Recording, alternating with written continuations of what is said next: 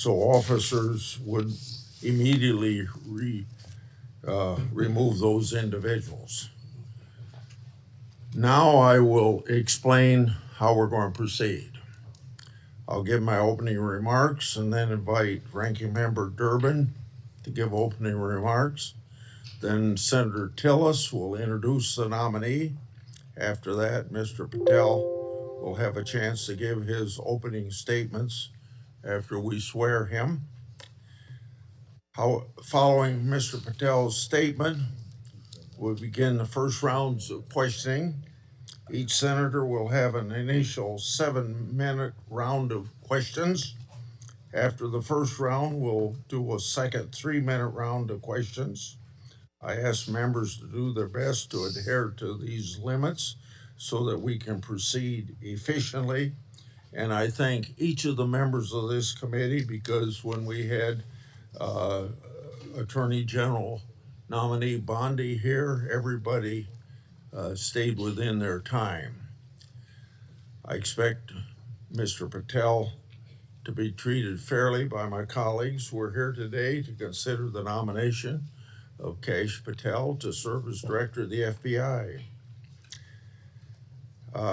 You're nominated, Mr. Patel, to one of the most important offices in our government. And to get here this far along in the process of your nomination, you gave us much information.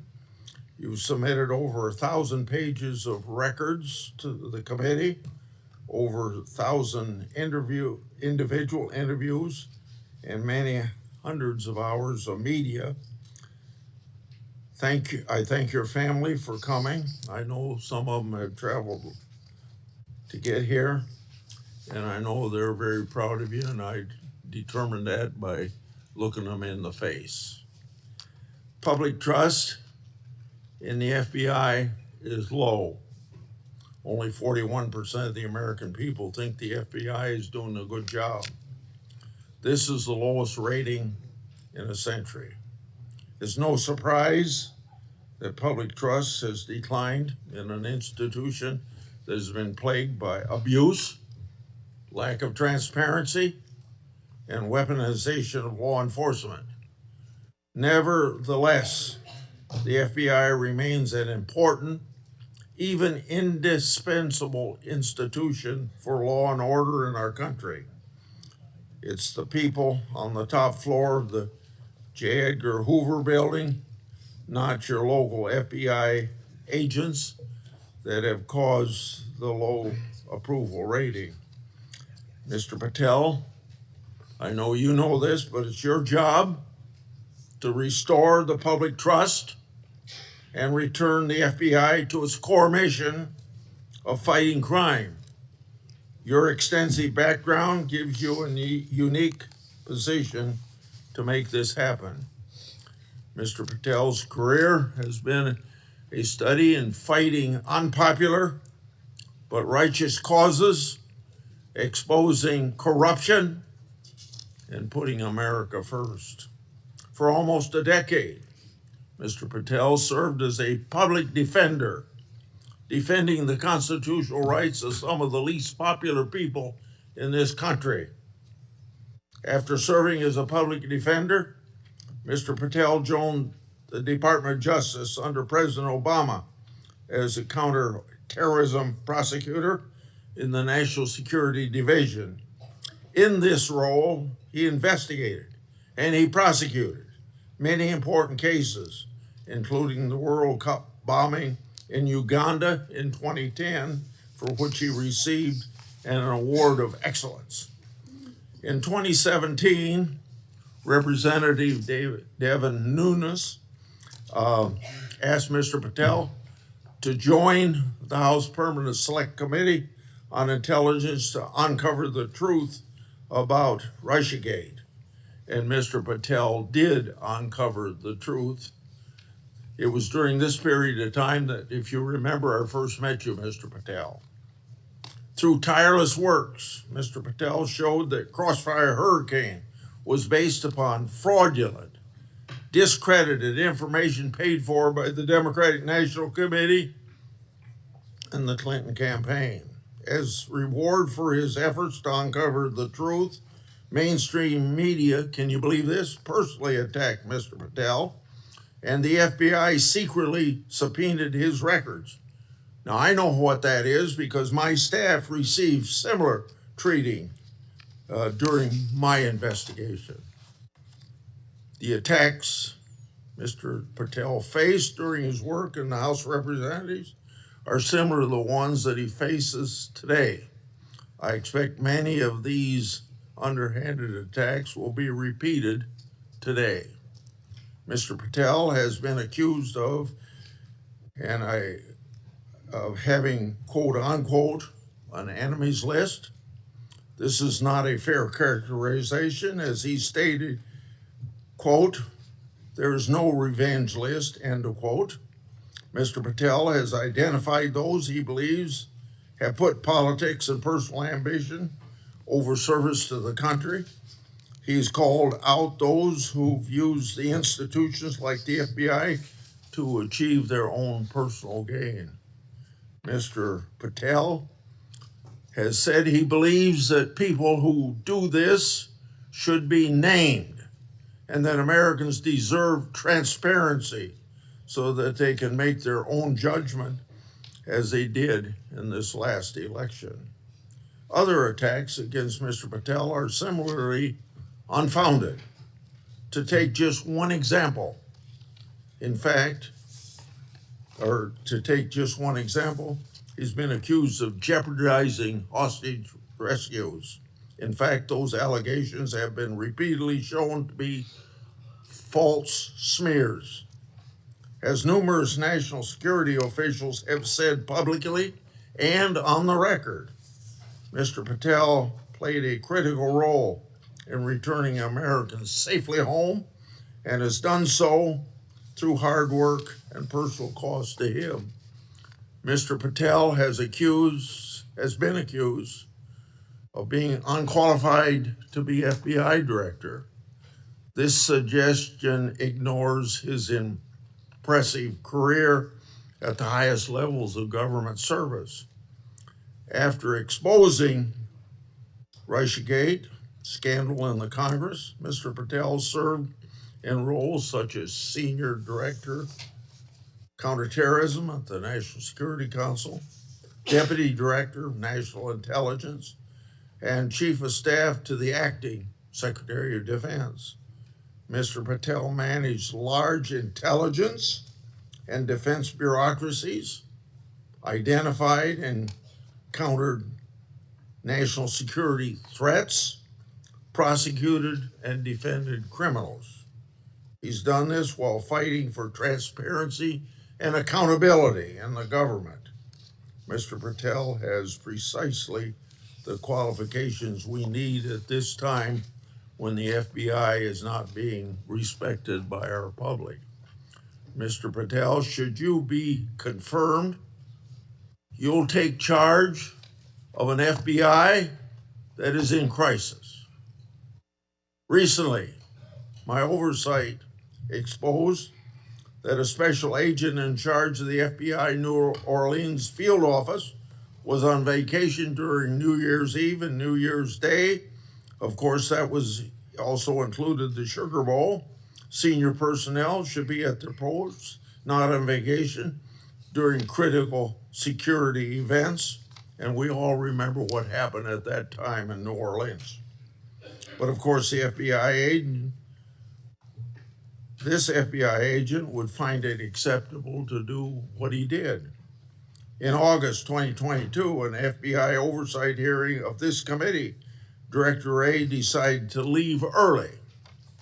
I asked him to stay just 1 hour and 20 minutes longer, but he already made up his mind that he was going to leave. Later, under questioning in November of that year by Senator Hawley, Director Wray admitted that he left this committee hearing early so that he could go on vacation.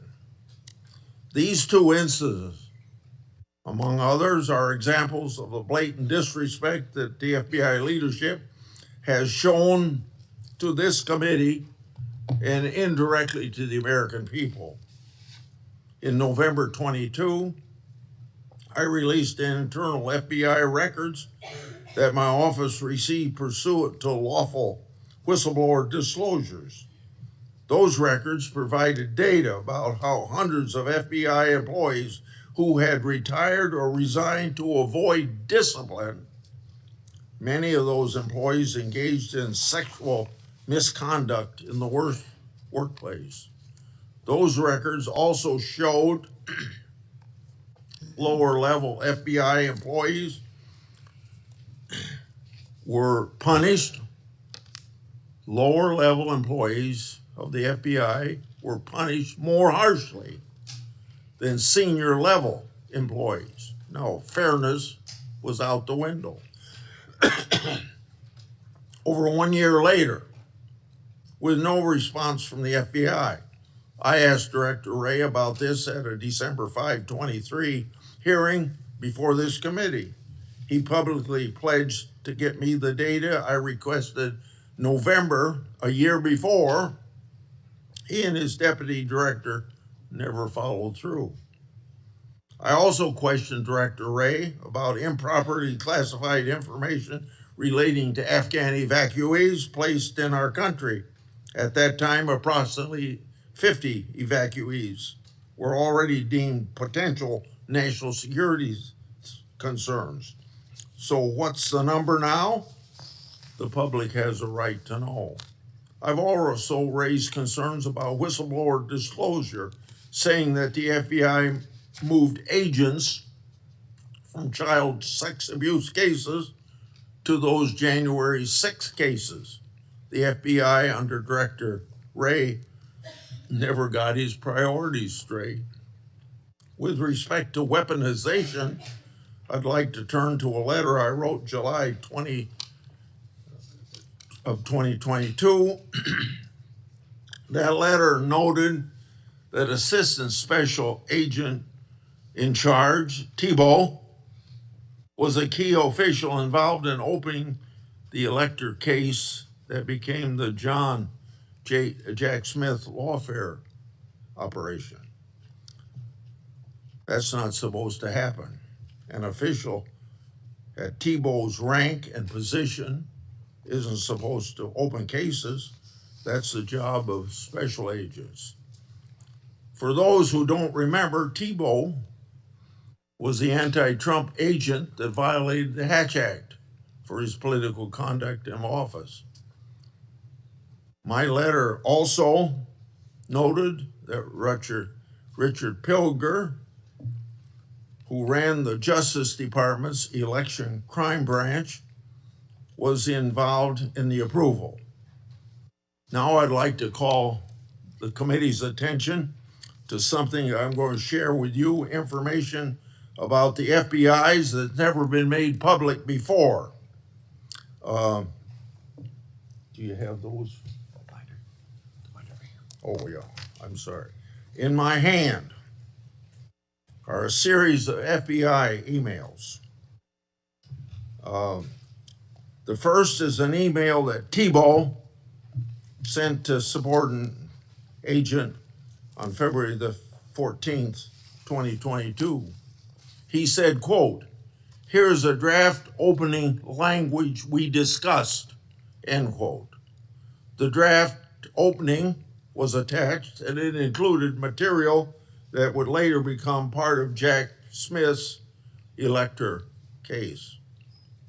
The second email, February 24th, 2022, email from Thibault to John Crabb, a prosecutor in the U.S. Attorney's Office for the District of Columbia, saying, quote, "I had a discussion with the case team and we believe there is predication to include former President of the United States, Donald J. Trump, as a predicated subject," end quote.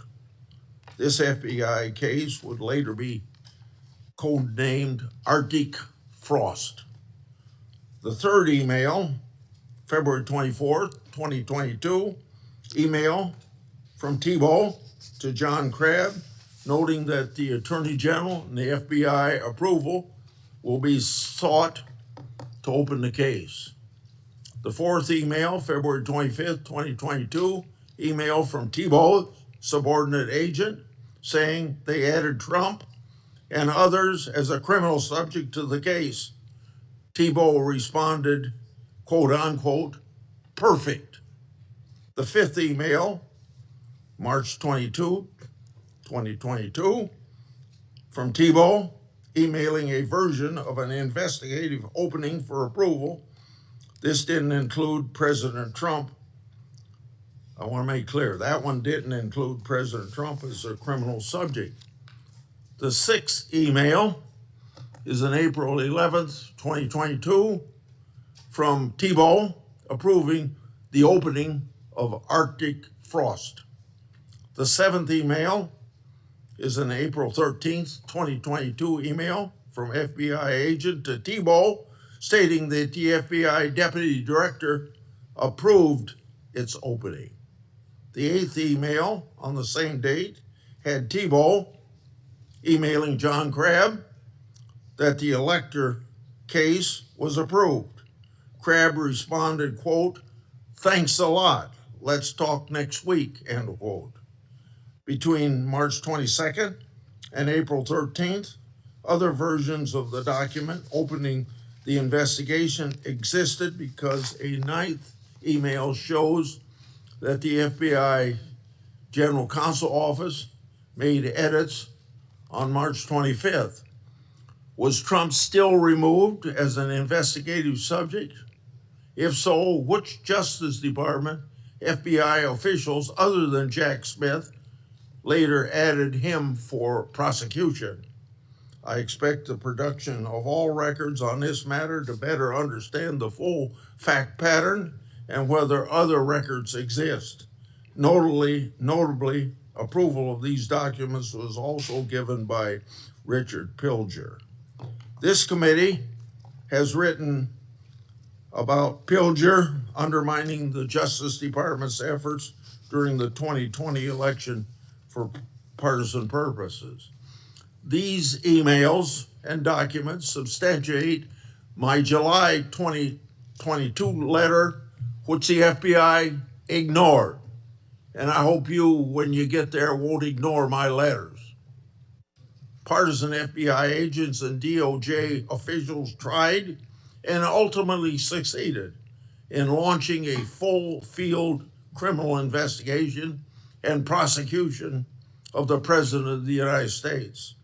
Justice Department and FBI leadership acted in concert to further a political scheme to take down Trump, just like they did with Crossfire Hurricane. They have yet to learn a lesson, and I hope you'll learn that lesson for them or teach that lesson. And their conduct, yet again, seriously eroded integrity of this once storied institution.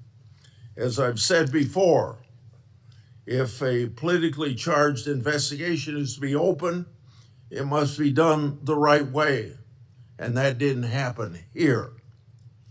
Mr. Patel, in my time, I've never seen our law enforcement intelligence community institution so badly infected with political decision-making. And I say intelligence community because you know what happened when 55 people, former or present intelligence agencies, signed a letter in 2020 that the laptop was a Russian hoax, as an example. So all of this is these institutions breaking faith with we the people. Mr. Patel, you must be fair, you must be consistent, but you must be aggressive. Your actions must be based on accountability. And transparency brings accountability. Should you do so, you'll have my support. And remember, either you're going to run your agency or the agency's going to run you.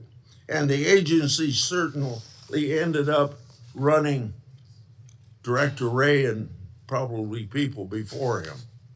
Without objection, I'm going to put in this letter in the record, and this letter is sent to Director Wray December the 9th last year.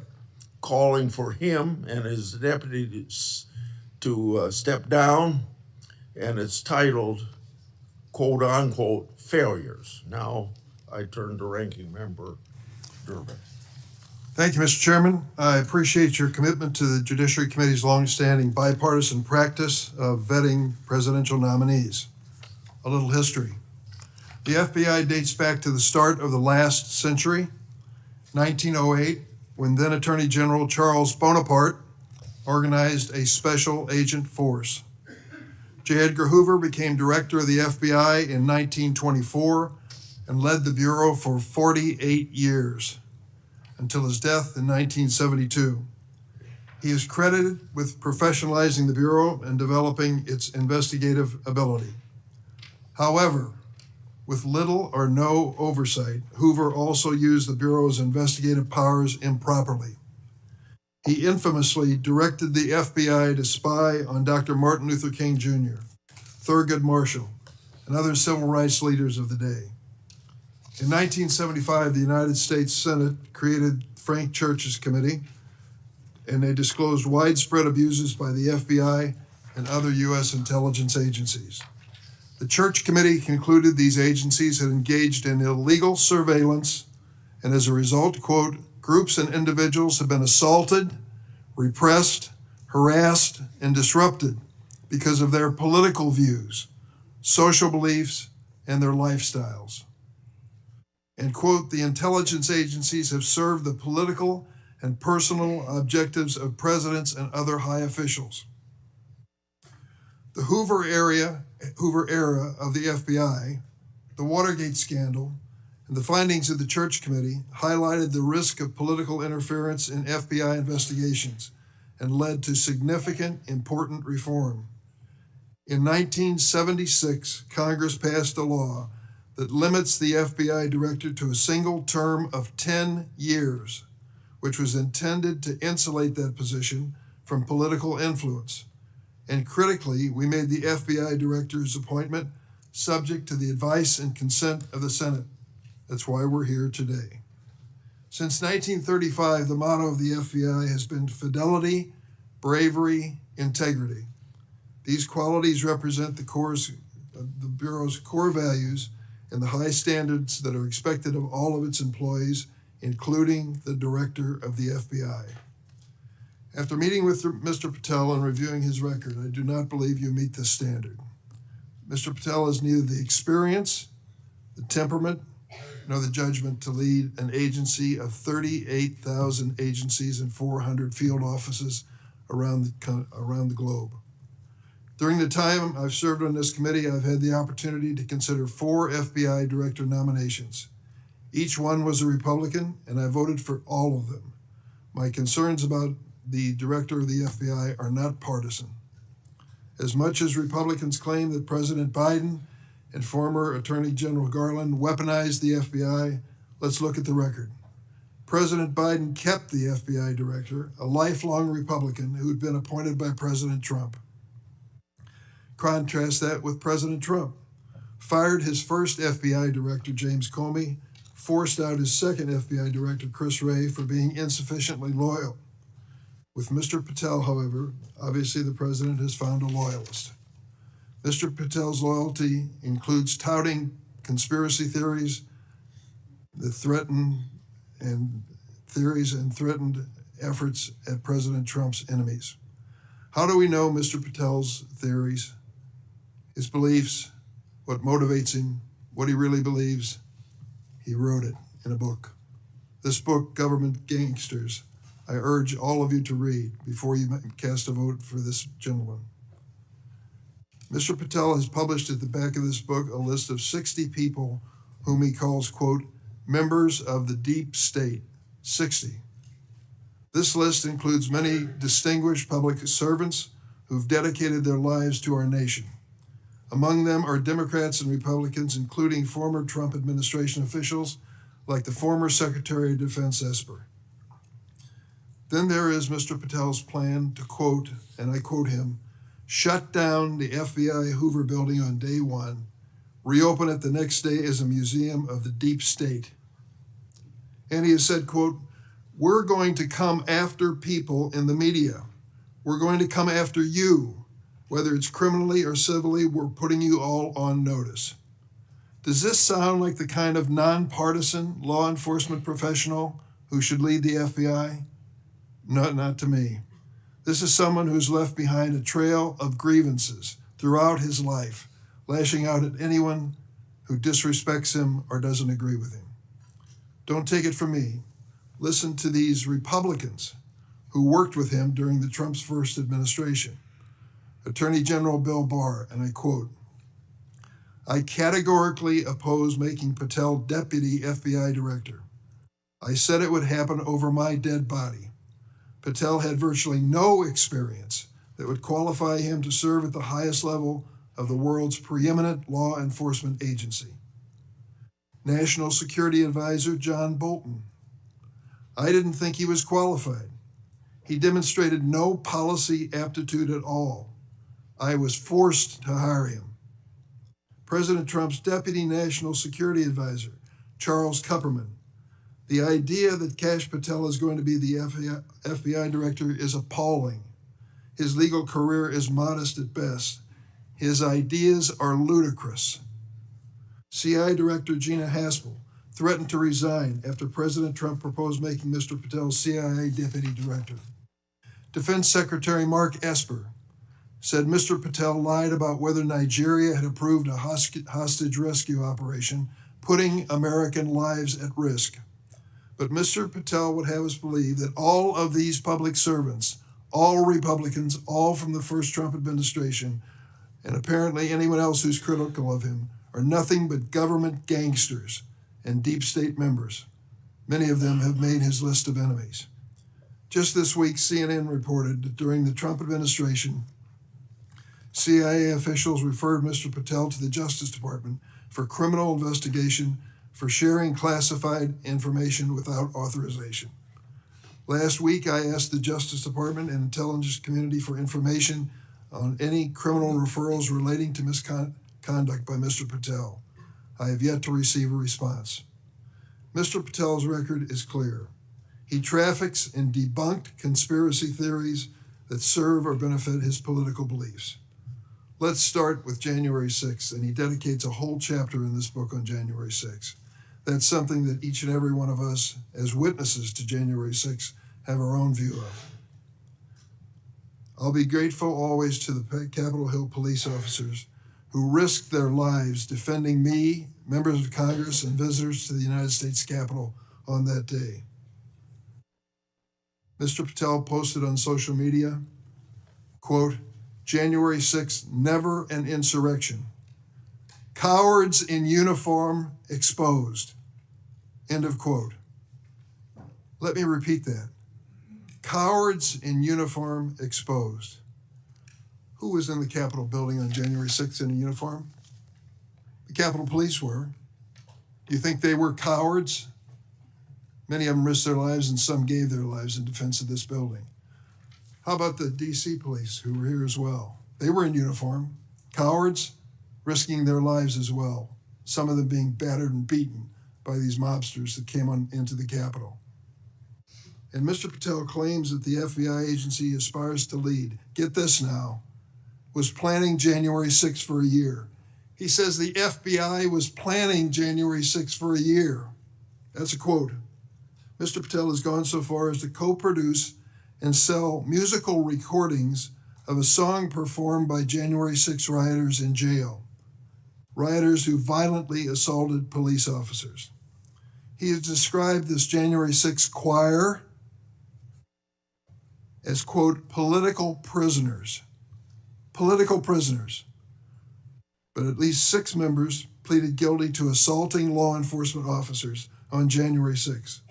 All 6 have now been pardoned by President Trump. Here are some of those people who received blanket clemency by President Trump on his first day in office in the second term.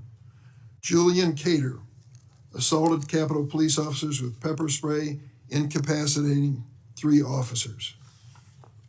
Ryan Nichols sprayed pepper spray on multiple police officers. After the attack, Nichols posted on Facebook, and I quote, So yes, I'm calling for violence and I will be violent. Jordan Mink struck officers, quote, aggressively with a long pole. He spat at officers and threw large items at them. Armed with a knife, Ronald Sandlin shouted at officers, quote, "You're going to die, get out of the way." Sandlin shoved officers when they tried to lock the doors to the Senate gallery. After breaching the Capitol, James McGrew struck an officer and lunged for his baton. McGrew also threw a wooden handrail with metal brackets at officers.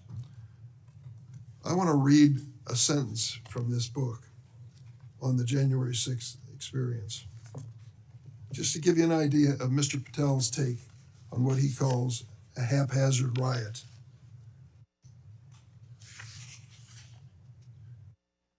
By everything we could see, the crowd at the Capitol was unarmed or armed only with non-lethal objects like bottles, flagpoles, or bike racks. Mr. Patel has also peddled conspiracy theories for his own financial benefit, promoting a line of dietary supplements that claim to help people detox from COVID-19 vaccines. During my time on this committee, I was fortunate to get to know and work with former FBI Director Bob Mueller. I met him a few days after 9/11. That's when he took over the FBI. I trusted him, I worked with him, I did everything I could to help him, because I believed that the FBI was a critical central agency in restoring America's confidence that we were safe. Bob Mueller was an extraordinary man. Oh, he was a Republican, make no bones about it. He said it and admitted it, and I knew it. He comes from the San Francisco area. And when he was in college and graduated, a friend of his a year ahead of him had enlisted in the Marine Corps and was killed in Vietnam. Bob was inspired to do the same thing, join up in the Marine Corps, and he did. And he was a first lieutenant in Vietnam. He received a Bronze Star with a Valor Pin, and he also received a Purple Heart. He was injured in battle. I read about his experience because after he was healed from that wound to his leg, he returned to combat. He was just that kind of fella. Regardless of party, he was a real American. He was a longtime federal prosecutor, a U.S. attorney, the head of the DOJ's criminal division, and acting deputy attorney general before he became head of the FBI.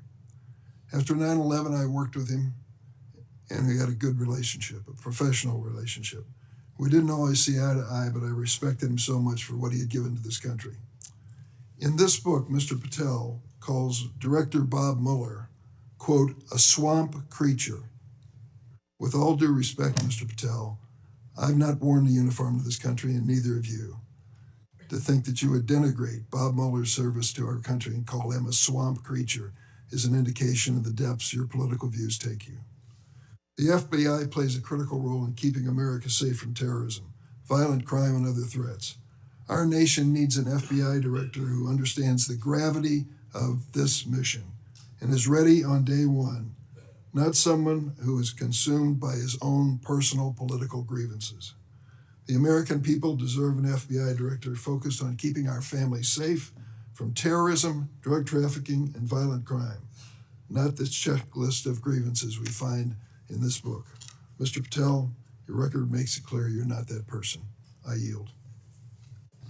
Thank you, Senator Durbin. Before I call on Senator Tillis, I want to clear up something the way I see it, and I think going to invite everybody that it can be cleared up. This business about what Mr. Patel said about cowards in uniform, it's a mischaracterization of what he actually said. So I'm going to invite you to listen to the interview Mr. Patel gave that linked to his post to hear what he actually said. When he said cowards in uniform, he was talking about senior Pentagon leadership failing to mobilize the National Guard to protect the Capitol. His comments had nothing to do with police. Mr. Patel made his comments while discussing an article in the New York Times exposing grave miscommunication between the Department of Defense and the DC National Guard. So I would encourage people to follow up on that. Senator Tillis. Thank you, Mr. Chairman, Ranking Member, colleagues on the Senate Judiciary Committee. It's my honor to introduce Kash Patel, President Trump's nominee to be FBI Director. I've completed due diligence on his life and career, and I'm convinced that Kash possesses significant expertise and ironclad commitment to justice, and he's an outstanding choice to lead the FBI. Kash's parents are Indian immigrants of Gujarati ancestry. They're up here in the front row. The Gujarat state is a melting pot of religions, including Hinduism, Islam, Jainism, with temples, mosques, and other religious sites scattered across the state. His father was raised in Uganda, but his family had to flee the country to escape repression under Idi Amin. His mother was born in Tanzania. They met and married in India and ultimately made their way to New York City by way of Canada, where his parents, along with 7 brothers and sisters and their spouses and at least a half a dozen kids, lived under the same roof. His parents raised Kash in the Hindu faith, and they instilled in him the values of hard work and education. Kash is a devout Hindu, and consistent with his faith, he's shown respect to people of all faiths.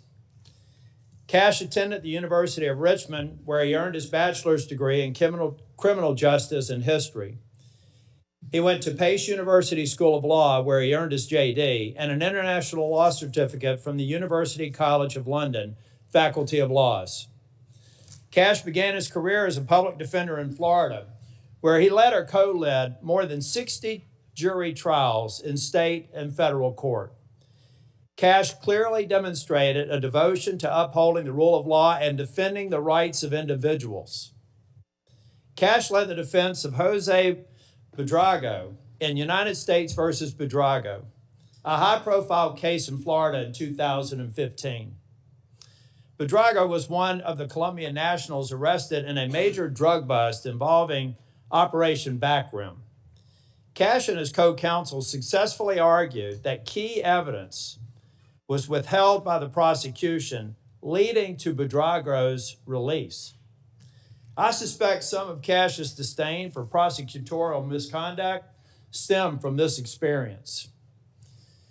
Kash was hired as a senior counsel on the House Permanent Select Subcommittee on Intelligence Committee, in 2017.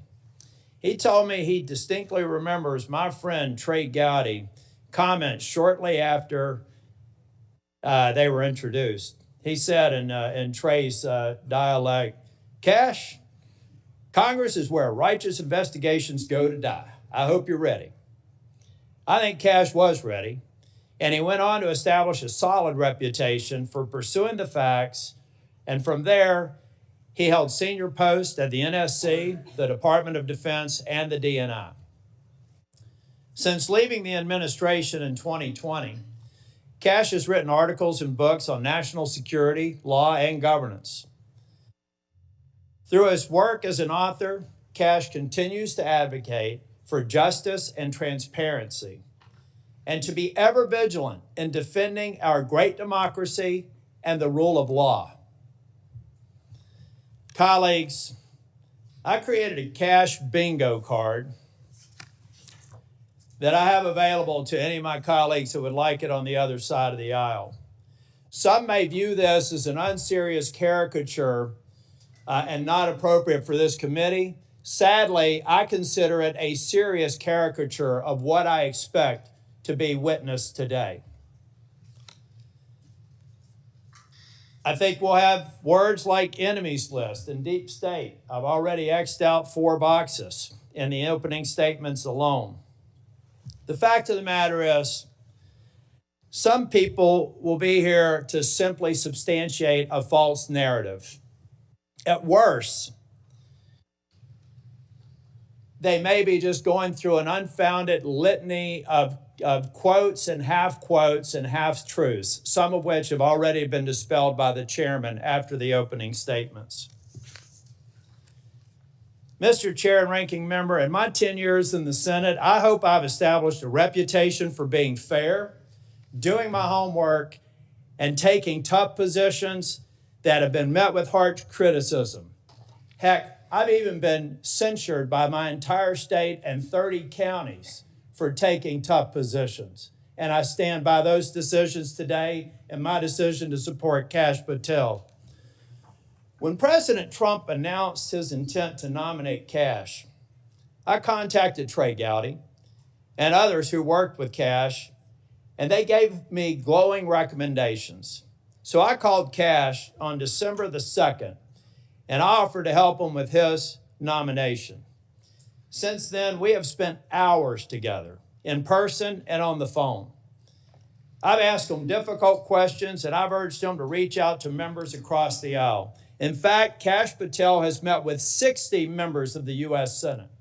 Every member except the last 3 who were sworn in, and the majority of the members on the other side of the dais in this committee and members off the committee. Chair Grassley, Ranking Member Durbin, friends and colleagues on the committee, I've completed my due diligence of Kash Patel, and I am honored to provide my strongest recommendation for his confirmation. Thank you, Mr. Chair. Thank you for that introduction. Before I swear you, I want to make clear that before you give your statement, if you want to introduce family and friends in the audience, you're welcome to do that. Would you please stand? Raise your hand. Do you swear or affirm that the testimony you're about to give to the committee will be the truth, the whole truth, and nothing but the truth, so help you God? I do, Mr. Chair. Okay. You may proceed. Chairman Grassley, Ranking Member Durbin, and members of the Judiciary Committee, thank you for the opportunity to appear today. I must start with a word of prayer for the tragic accident that befell our nation last night, where we lost civilians and service members. I pray for their families. I pray for law enforcement and military personnel, and I pray for their souls, and hopefully God will find them peace in the near future. I'd like to welcome my father, Pramod, and my mother, Anjana, who are sitting here today. They traveled here to get here from India. My sister's also here, Nisha. She also traversed the oceans just to be with me here today. It means the world that you guys are here. Jai Shri Krishna. I wouldn't be here today without their guidance, their unwavering support, and their relentless love. When President Trump informed me of his intention to nominate me as the director of the FBI, I was deeply honored.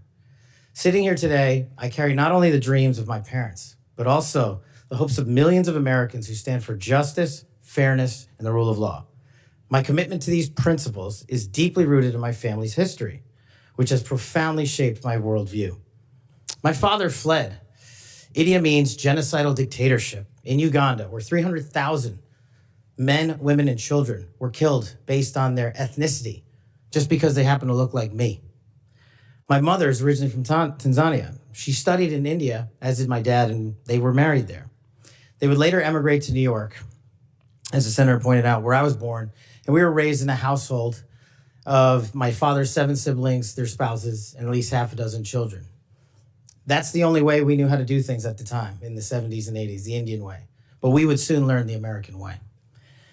These values have shaped and been the driving force of my career in 16 years of government service. Protecting the rights of the Constitution is of the utmost importance to me and has been every single time I've taken that oath of office. The recent terrorist attacks in New Orleans tragically claimed the lives of 14 innocent Americans and serve as a stark reminder that our national security is at threat, both internally and externally. The FBI, the Federal Bureau of Investigation, and the Department of Justice, where I served, play a pivotal role in securing our freedoms and our safeties for American citizens. If confirmed as the next FBI director, I will remain focused on the FBI's core mission.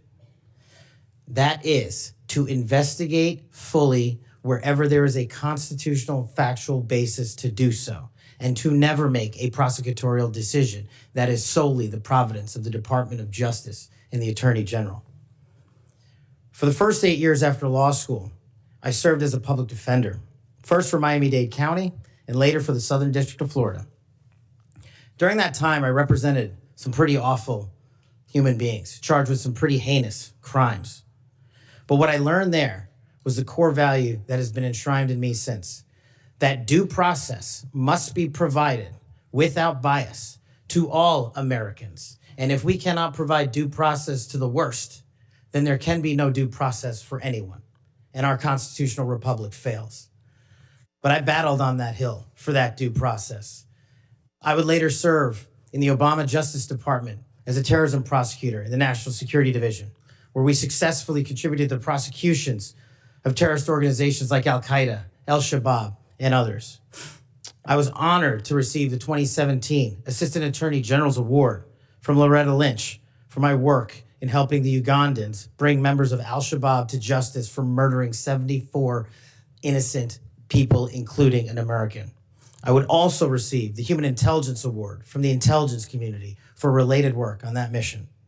My experiences at the National Security Division and would later be followed by my experiences on the National Security Council as Senior Director for Counterterrorism, and later as the Deputy Director of National Intelligence, responsible for the production, creation, and promulgation of the Presidential Daily Briefing, our nation's most sensitive classified information and secrets to protect our country.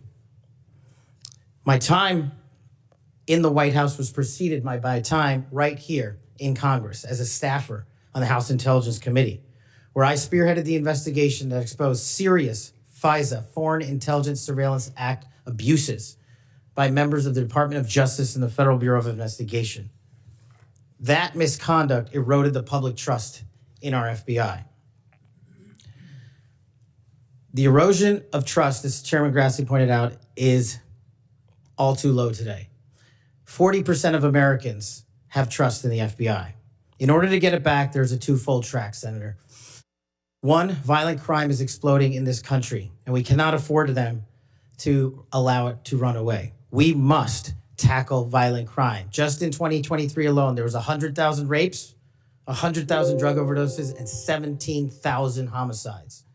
The priority of the FBI, if I'm confirmed, will be to ensure that our communities are protected and safeguarded and our children have parks to play in and not needles to walk over.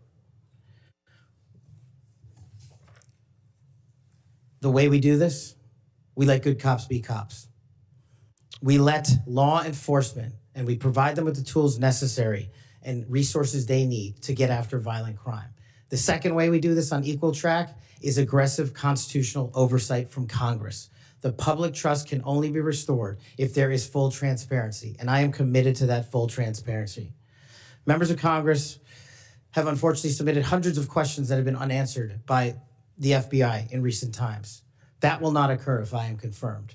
All appropriate requests for information will be responded to expeditiously and fully. I'm committed to working alongside the dedicated men and women of the FBI. They are warriors of justice, and I will always have their backs because they have the backs of the American people.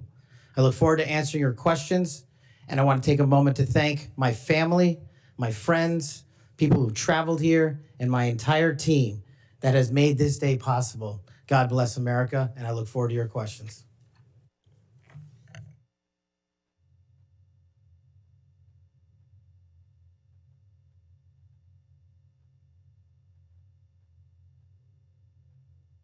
Seven minutes, first round, is that right? 7 minutes for 3 minutes the second round. Mr. Patel, I'm not going to go through all the things that you've done through your career because I said those in my opening statements, but Democrats on the committee say you don't have experience. What are you most proud of from your career in public service? Mr. Chairman, I appreciate the question. It's really humbling to be afforded the opportunity to have served this country for 16 years. But I think what I'm most proud of is my work in national security, protecting the no-fail mission, returning American hostages, killing high-value terrorists that brought hate and destruction to our shores. I've served that mission in Democratic and Republican administrations, and it is the one mission that we cannot fail, and it is the one mission where the FBI must play a critical role. Okay.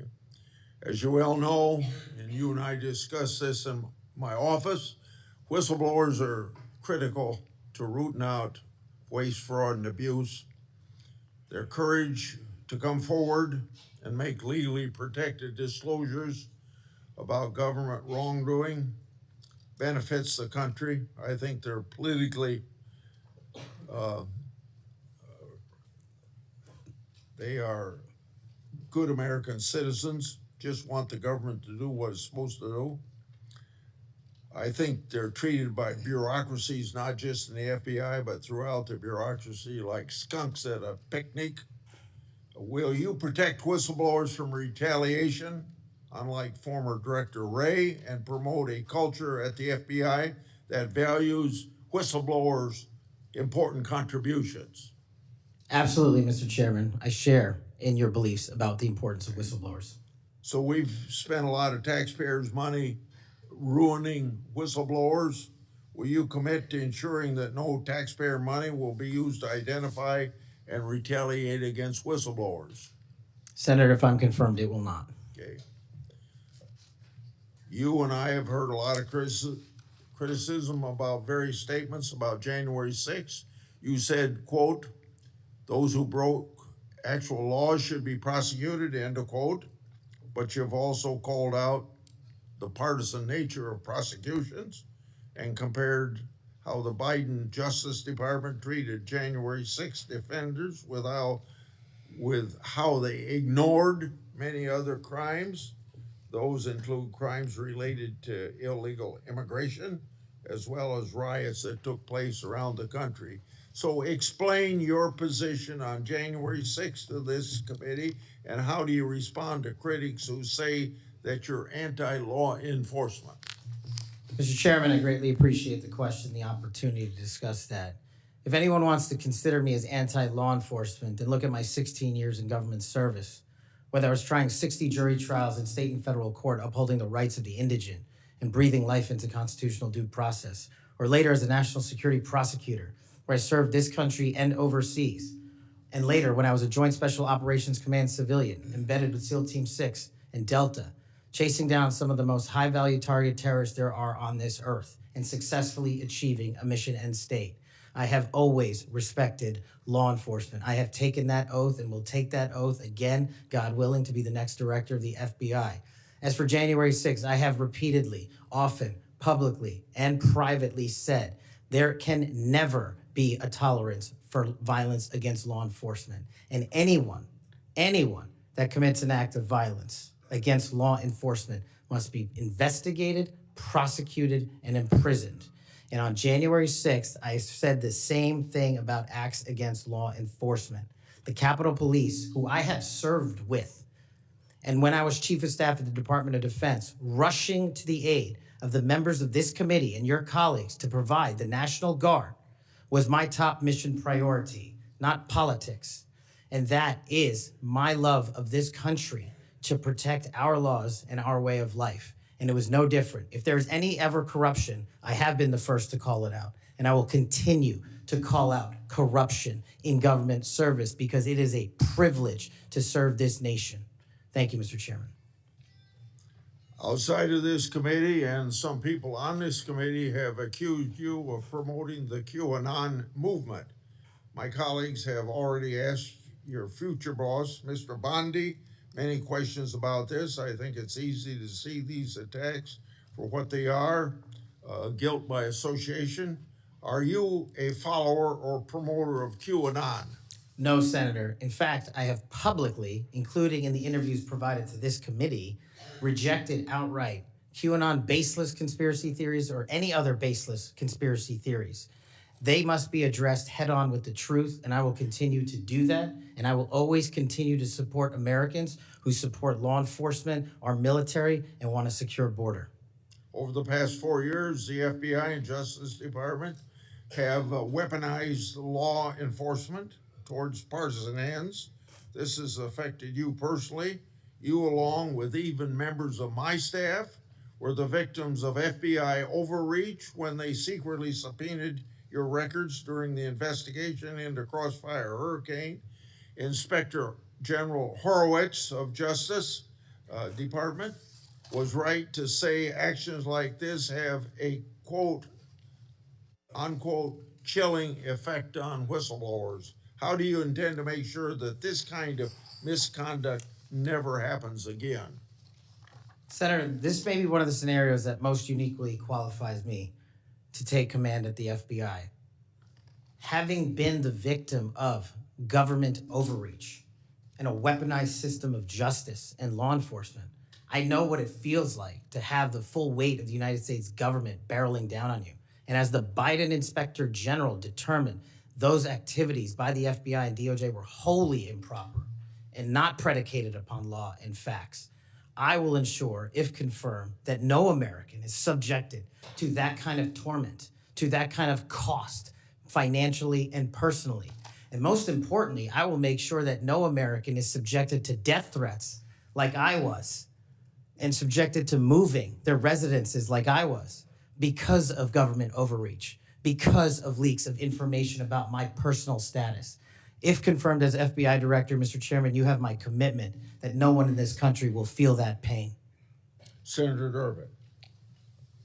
Thanks, Mr. Chairman. Mr. Patel, I woke up this morning to National Public Radio, and they had an item on there about what has happened to those who were given blanket clemency by President Trump. One of these individuals was a man named Matthew Huddle. Are you familiar with him? I'm sorry, what was the last name? Matthew Huddle. If you could remind me, Senator. Well, I was reminded again this morning. He's a man who's been found guilty of numerous crimes. The one described this morning was the outrageous situation where he beat his 3-year-old child to a point where the poor kid couldn't even sit down for a week. Mr. Huddle was one of the demonstrators who came to the Capitol on January 6th. He was incarcerated and charged with and pled guilty to crimes that he had committed, violence against police officers. After he was released by President Trump, he returned to his home state of Indiana.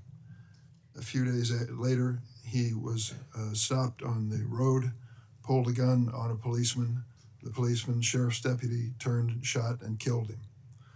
This is not the only instance of a person who received President Trump's clemency committing another crime. Peter Schwartz was mentioned this morning on the radio. 38 criminal convictions, 38. He'd been sentenced to 14 years in prison. He was released because of the president's unconditional clemency, which was given to him as well. So I guess my question is this. Was President Donald Trump wrong to give blanket clemency to the January 6th defendants? Thank you, Ranking Member. A couple of things on that. One, the power of the presidential pardon is just that, the president.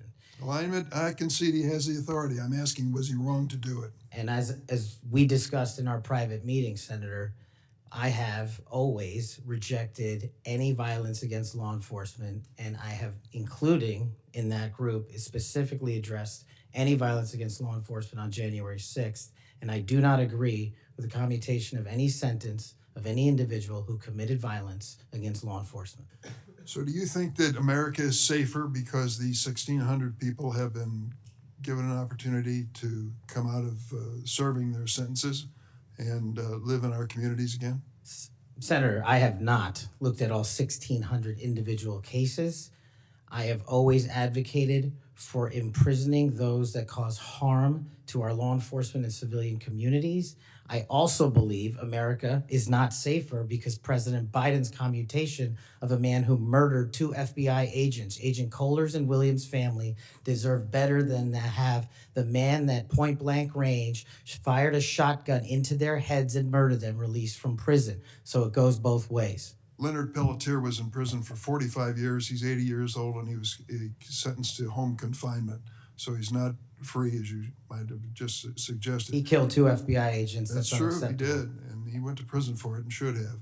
My question to you, though, is do you think America is safer because President Trump issued these pardons to 1,600 of these criminal defendants, many of whom violently assaulted our police in the Capitol? Senator, America will be safe when we don't have 200,000 drug overdoses in 2 years. America will be safe when we don't have 50 homicides in a day. So you just won't answer the question. I am gonna say, here. I don't think we're safer with Matthew Matthew Huddle was sent back to Indiana. I don't think we're safer with Peter Schwartz. I could go through a long list of individuals, some of who were wanted in states, members of this committee. Let me move to another topic if I can. Tell me about your J6 choir. What is that? Well, it's not my choir. It's simply a recording that was utilized to raise funds for families in need of nonviolent offenders. Who sings on this recording? I don't know, Senator. What did you have to do with it? Simply to raise funds to assist families of nonviolent offenders whose kids needed college education payments and whose rent needed being paid. My understanding is that the performers on this J6 choir were the rioters who are in prison. I'm not aware of that, sir. I didn't have anything to do with the recording. You weren't aware of who made the recording? No, Senator. That's interesting. Did you receive any money for selling copies of that music or that recording? Absolutely not. Okay. You do have a foundation, though, do you not? I'm very proud of the Cash Foundation and the $1.3 million we've given to families in need across this country, including active duty service members, police officers, putting kids in college, and helping people in disaster relief areas rebuild their homes and their communities. 1&0 LLC, are you familiar with that? Sorry? 1&0 LLC? I believe, Senator, you're referring to the LLC that one of the individuals has his private business with. Is it part of the Cash Foundation in any way? Only in that one of the members of the board has that LLC for his outside business. Andrew Allis? I believe that's his name, yes. Yes. Do you know how much was paid to him from your charitable work? Yes, like any other charity, we had to go out and fundraise, something I'm sure every member of this committee is familiar with. And we used digital marketing campaigns, and I believe we paid a digital marketing company through 1&0 $250,000 to raise $500,000, which we gave away to families in need, like when hurricanes struck Florida, Texas, and North Carolina. We will be going through the details of your foundation and the expenditures with the questions for record that the chairman has mentioned. I look forward to a chance to answer those under oath. Mr. Patel, you frequently associated with and sometimes praised extremist figures with well-documented histories of racism, anti-Semitism, conspiracies, and the like. In September of 2023, you appeared with Laura Loomer at an event promoting your book, this one here. You shared a photo of yourself and Loomer in which you held her book and she held yours. Just a few months before this event, Ms. Loomer posted on X that the September 11 terrorist attacks were, quote, an inside job. Around that time, she accused Florida's First Lady, Casey DeSantis, of exaggerating her cancer diagnosis to gain voter sympathy. A number of my Republican colleagues on this committee have criticized Ms. Loomer's extremism. One of my colleagues described her as a, quote, crazy conspiracy theorist who regularly utters disgusting garbage. Another called her really toxic. Given all this, why did you associate with Ms. Loomer? Senator, as you can see, I took a photograph with an individual who showed up at a book event. I don't believe I'm guilty by association, and I certainly don't believe that an individual who is the first minority to serve as the Deputy Director of National Intelligence for this country is a racist in any way, and I detest any conjecture to the contrary. You familiar with the Stu Peters? Does that name ring a bell? I'm sorry, what? Are you familiar with Mr. Stu Peters? Not off the top of my head. He made 8 separate appearances on his podcast. He promoted outrageous conspiracy theories and worked with a prominent neo-Nazi. There are more, Ted Nugent, it goes on, list goes on. I'm just asking, when it comes to your association with individuals, why are so many of them in this category? My association, as you loosely define it, is by appearing in media over 1,000 times to take on people who are putting on conspiratorial theories and to devour them of their false impressions and to talk to them about the truth. That is something that I will always continue to fight for, Senator. Senator Graham. Thank you. We'll eventually talk about the FBI. That's the job you're up here for, right? Have you ever been subject to racism as an individual? Unfortunately, Senator, yes. I don't want to get into those details with my family here. Oh, let's get into a few of them. Tell me about it. Well, if you look at the record from January 6th, where I testified before that committee, because of my personal information being released by Congress, I was subjected to a direct and significant threat on my life. And I put that information in the record. I had to move. In that threat, Go ahead. I was called a detestable, and I'll apologize if I don't get it all right, but it's in the record, a detestable sand nigger who had no right being in this country. You should go back to where you came from. You belong with your terrorist home friends. That's what was sent to me. That's just a piece of it. But that's nothing compared to what the men and women in law enforcement face every day. And that's why they have my support. Okay. Growing up, were you subject to racism? Yes, sir. Okay. Now, I think the reason you're here has a lot to do with your work on Crossfire Hurricane. Are you familiar with that FBI operation? I am, Senator. So Senator Durbin mentioned the church report and the history of abuse, but he failed to mention Crossfire Hurricane. He failed to mention the Horowitz report. Wonder why? If you're waiting for these guys over here to figure that out, you're gonna die waiting. So this is the Nunes memo. You work for Mr. Nunes over on the Sorry? House side. David Nunes. Sorry? Are you familiar with this memo by the Foreign Intelligence Service Act abuses Yes. at the Department of Justice? Absolutely. Did you help write this memo? I did as a staffer. Okay, I'm gonna put this in the record. Thank you. In this memo, you kind of dissected the abuses of Crossfire Hurricane, right? I did, Senator. And the Mueller investigation. So the Crossfire Hurricane investigators, two of them were Strzok and Page. Are you familiar with them? I am, Senator. Okay, it was opened up on July the 31st, 2016. And here's what Strzok said.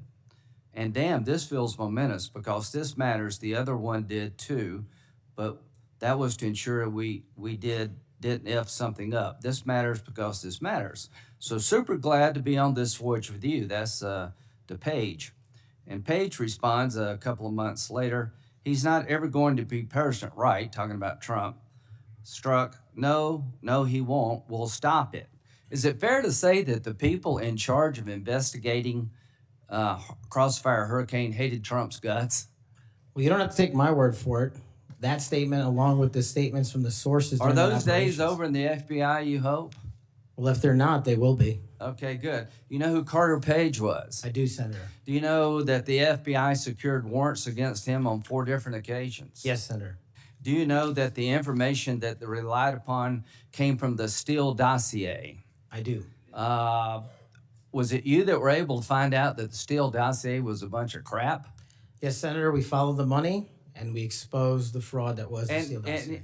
And the primary subsource was Ignor Danchenko, right? That's correct, Senator. And he was actually a Russian analyst. That's right. Are you aware that in January he told the FBI that, let's see, what did he tell the FBI?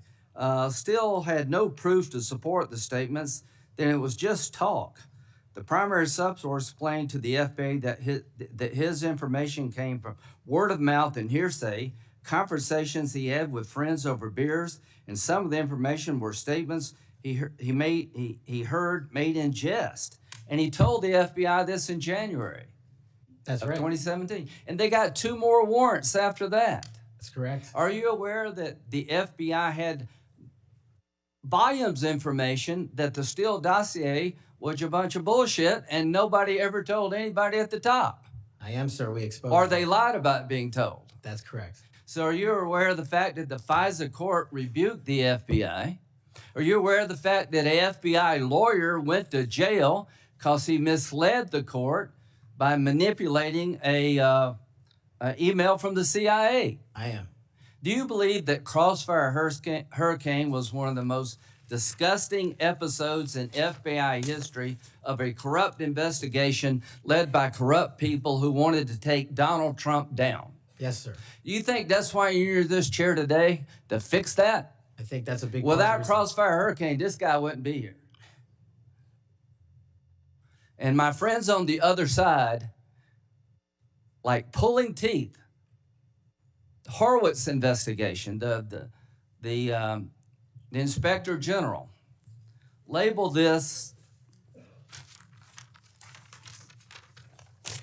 fraudulent at its core, mismanaged at its core, running stop signs. At every turn, they went forward when they should have stopped. The Durham report said it was obviously politically motivated. FBI agents were telling anybody and everybody that would listen, this is not reliable, this is not trustworthy, but they plowed on. And because of you and Trey Gowdy and others, we now know about this. Everybody who signed the warrant under questioning by me said if they knew then what they know now, they wouldn't sign the warrant. Comey said that. Yates said that. Rosenstein said that. The reason you're here is because most of the public, almost every Republican, believes that the FBI has been used continuously in a political fashion, ignoring evidence, making up evidence, lying to get Donald Trump. And when it came to the Hunter Biden laptop, they told every social media outlet in October 2020, oh, that's Russian disinformation. That was BS too. Right before the election, the FBI intervened to shut reporting on the Hunter laptop down as being Russian misinformation, according to Zuckerberg. Do you promise all of us those days are over at the FBI? Yes, Senator, they are. Are you proud of what you did to find all that? Absolutely. You think that's why you're here today, is to make sure that never happens again? The American people deserve just that. Thank you. Senator Whitehouse. Thanks, Chairman. Welcome, Mr. Patel. I remember January 6th. Colleagues running through our halls to flee the mob, colleagues shouting that rioters should be shot, us returning to our constitutional business through hallways cleared for us by automatic weapons carrying SWAT teams. None of you, none of us, said those violent rioters should be pardoned. A Republican colleague said such pardons would be hard to believe, even absurd. Your former colleague, J.D. Vance, said the violent rioters should not be pardoned. Even Jim Jordan said pardons would, and I quote, focus on all the people who didn't commit any violence. Well, Trump pardoned all of them. And there's a lesson in that. Every time you think Trump would never go that far, rethink that. We all seem to agree that violence against police is unacceptable, yet more than 600 people who physically attacked Capitol Police officers were just put back on the street, part of a 1,500-person personal Trump army, now out there with people who have proven themselves willing to do violence on Trump's call. In only 10 days, some are already back committing crimes. We've also tried as a committee together to address the dangers of illicit drug sales over the internet, and I assume we're all against murder for hire. But Trump also just pardoned a dark web operator sentenced to life in prison for trafficking illegal drugs online and accused of soliciting murders for hire. Those pardons, as Mr. Patel has said, are a mistake, but they are also a signal that we are entering a strange and dangerous time. That is the context for today's hearing. Warnings that the FBI could become Trump's enforcer, use the powers of law enforcement to stifle speech and dissent, punish political rivals of either party, and hand out free passes, get out of jail free cards to violent supporters are warnings we should heed. Here are some warnings of this nominee's Trump administration colleagues. Former Attorney General Bill Barr said, this nominee has virtually no experience that would qualify him to serve at the highest level of the world's preeminent law enforcement agency, end quote. And we would never be able to command the respect necessary to run the day-to-day operations of the Bureau. That's for the deputy position. Former CIA Director Gina Haspel was reported threatening to resign rather than have this nominee serve under her. John Bolton, Trump's former national security advisor, said, "I didn't think he was qualified.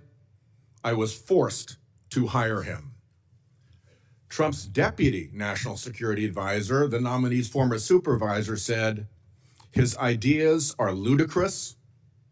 He's absolutely unqualified for this job. He's untrustworthy. And it's an absolute disgrace to even consider an individual of this nature." That's from Republican appointees who worked with him. And here's what this nominee himself has said about using his office to prosecute journalists. "We will go out and find the conspirators, not just in government, but in the media. We're gonna come after you, whether it's criminally or civilly." Is that a correct quotation, Mr. Patel? Senator, that's a partial quotation. But it's correct. In part. Regarding his publication of his enemies list, Mr. Patel proclaimed, "The manhunt starts tomorrow," and reposted a video depicting him taking a chainsaw to his political enemies. Is that you, Kash Patel, reposting that at the top of that page? Senator, I had nothing to do with the creation of that meme. Is that you reposting it, was my question. And that's me at the top. You said FBI agents were responsible for the violence on January 6th, and I quote you here, "beyond a reasonable doubt." Is that what you said? That's completely incorrect, and I appreciate the opportunity to address that. I'll give you an opportunity in writing, but this is my time now. Have at it. An Inspector Attorney General investigation found that that was false. And you said we should impeach judges who rule against Donald Trump, who are, in your words, political terrorists. When this nominee tries to explain all this away, keep one thing in mind. He's testified under oath before a Colorado judge who presided over a Trump case in which he was a witness. And the judge found, and I'm quoting here, he was not a credible witness. His testimony is not only illogical, but completely devoid of any evidence in the record. That's from a judge. This is a dangerous time, and I ask all my colleagues to consider whether these plain comments by this person and by his own Trump administration colleagues should be given a blind eye, just overlooked, or whether, like the warnings of pardoning violent January 6 offenders, they're warnings to be heeded. There is an unfathomable difference between a seeming facade being constructed around this nominee here today and what he has actually done and said in real life when left to his own devices. Conduct shows character. And if you look at history, you see the danger of security chiefs in authoritarian regimes becoming the tools of political power. The characteristics that they often show are that they are vengeful, that they are grandiose, that they are intemperate, that they are partisan and blindly loyal, and that they are servile and won't say no. I'm afraid that the history of this nominee's conduct raises those warnings.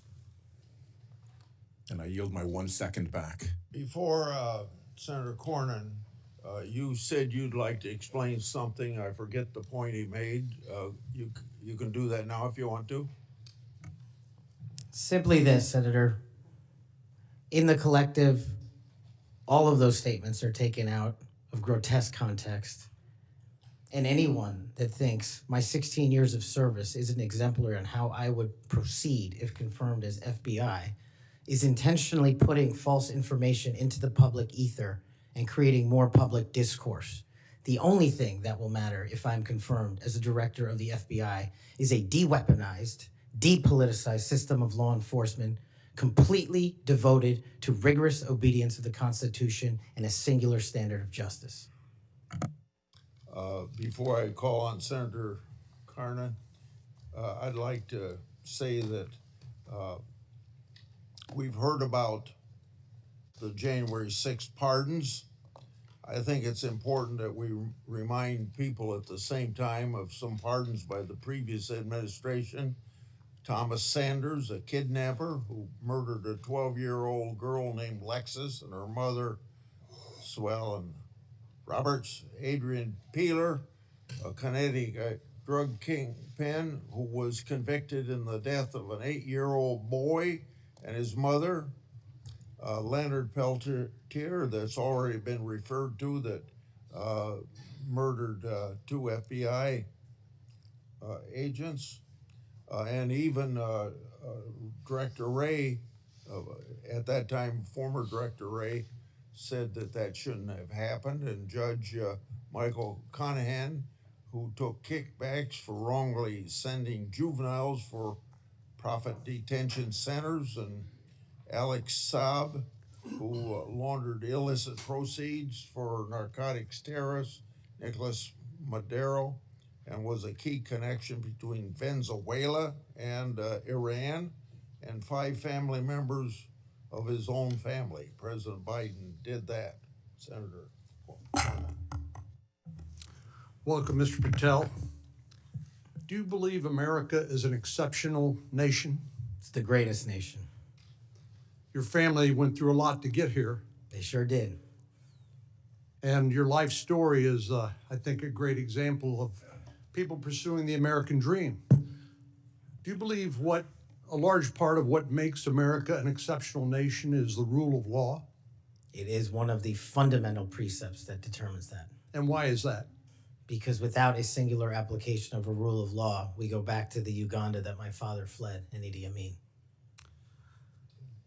I believe that the 2 most important institutions in America to preserve and protect and enforce the rule of law are the FBI and the Department of Justice.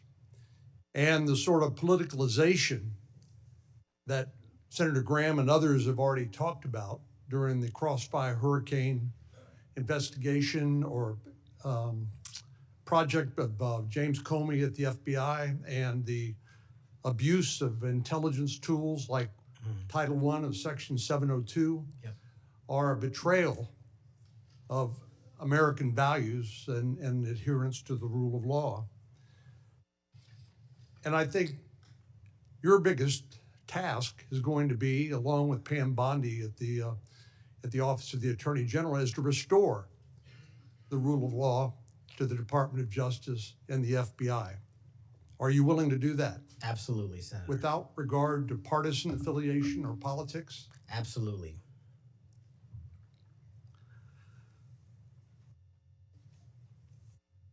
Do you believe President Trump, as the commander-in-chief, needs access to all of the lawfully available intelligence that can be collected by the American intelligence community in order to inform him so that he can make good judgments as commander-in-chief to assure the safety and security of the American people?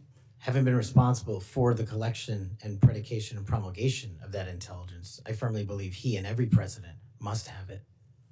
And so you would not support any impractical or perhaps immaterial or unworkable ways to inhibit the flow of that information to President Trump? No, I would not.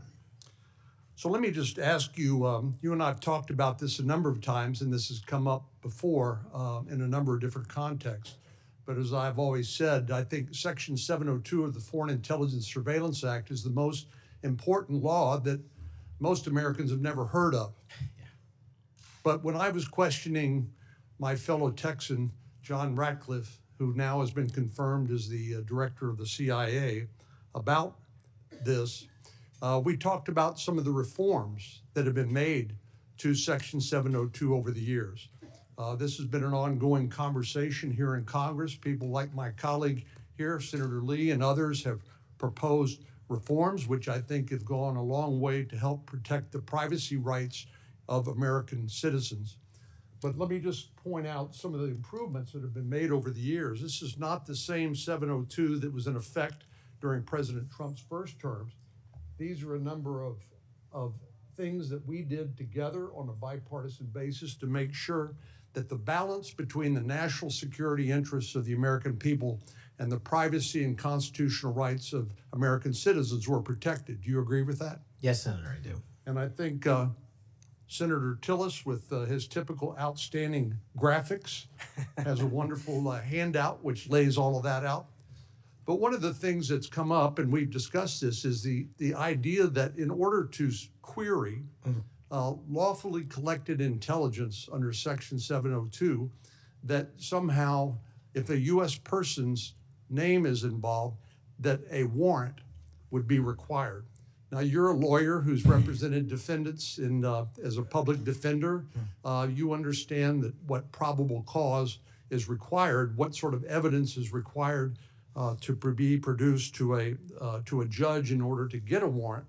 Do you believe a warrant requirement is a practical and workable or even a necessary element of 702? If I may just give some context on that, Senator.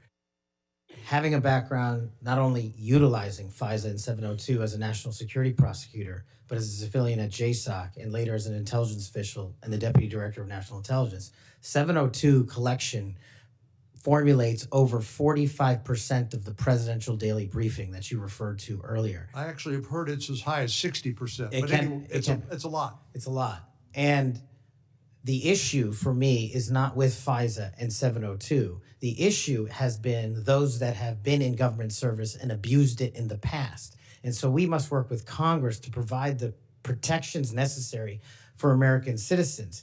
Dealing with these matters, including hostage rescue operations in real time, which we use FISA collection to find and save American hostages, having a warrant requirement to go through that information in real time is just not comportive with the requirement to protect American citizenry. I'm all open to working with Congress on finding a better way forward, but right now, these improvements that you've made go a long way. Well, and Director Ratcliffe said that he did not believe that, given the context of 702 collection, whether a foreign target communicates with a U.S. person, that there'd be sufficient evidence to go to the Foreign Intelligence Surveillance Court or any other court to demonstrate probable cause. Do you agree with that? Yeah, just in real time, Senator, excuse me, it's almost impossible to make that function and serve the national no-fail mission. I think you hit the nail on the head when you point out the lack of trust. Any of these tools can be abused by people who are willing to break the law or abuse these tools or violate the public trust. Director Ratcliffe again used, I thought, a helpful analogy. I'll see if you agree with it. He said the knives in your kitchen have a very useful and beneficial purpose, but they too can be misused do you agree with that? Absolutely, Senator. And similarly, do you agree that tools like Section 702 of the Foreign Intelligence Surveillance Act can be used appropriately to protect national security, but they can also be abused by people who are willing to cross a line they should not cross? They're both true, and that's why we need to work together to make sure Americans have trust again in these surveillance measures that we utilize to protect our country. Thank you. Senator Klobuchar. Thank you very much, Mr. Chairman. Mr. Patel, I think you know that I have great respect for the men and women of the FBI, their mission, fidelity, bravery, integrity. I believe they deserve a director who respects their work and sacrifices, and they deserve a director who's focused on their mission. This is not about bingo cards or games. This is not about revenge.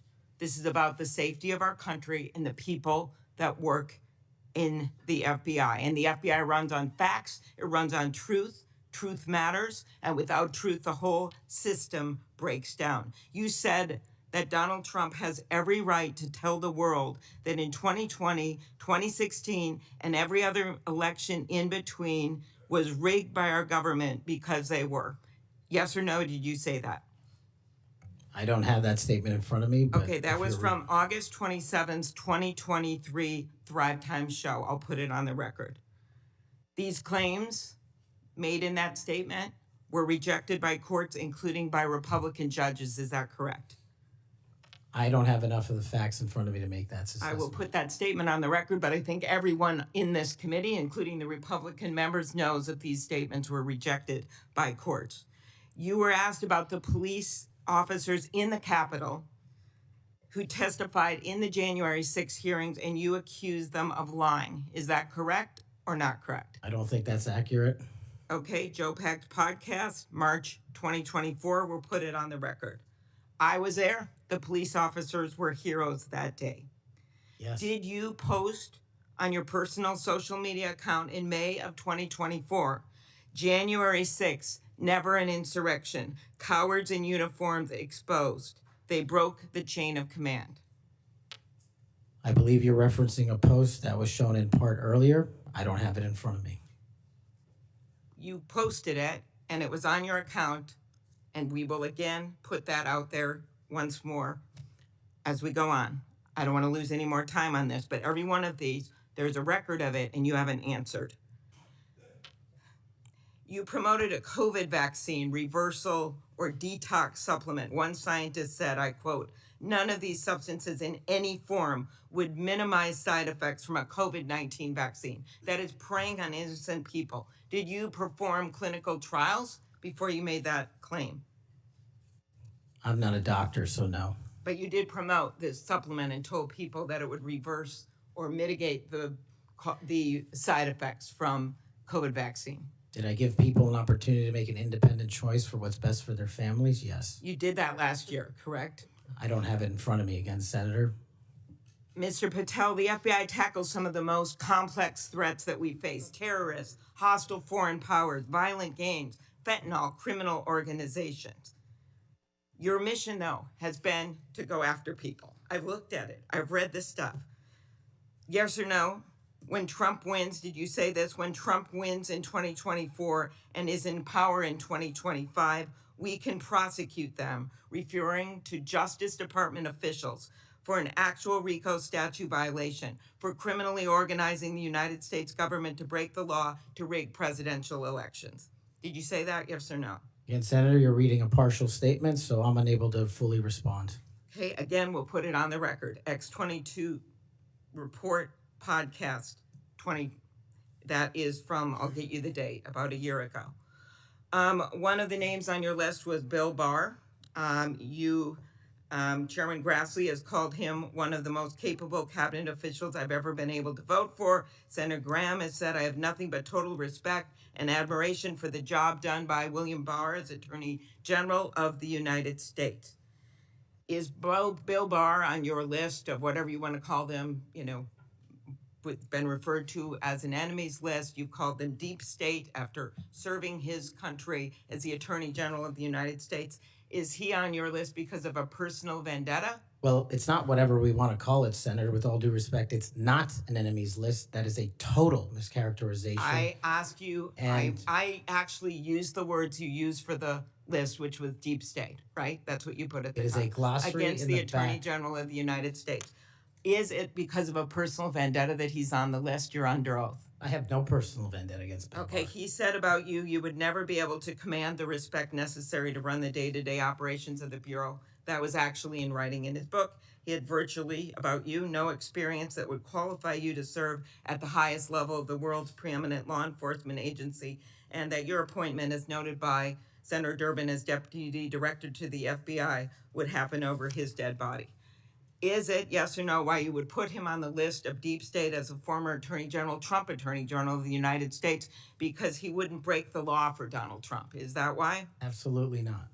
As you know, he repeatedly told the president in no uncertain terms that he did not see evidence of fraud that would have affected the outcome of the election. Did you say in February of 2021 that the election stuff was never my job and I stayed out of that stuff? Again, I don't know what comment you're referring to, but I'm sure you're reading a piece of something. You said it on Pushback on a podcast.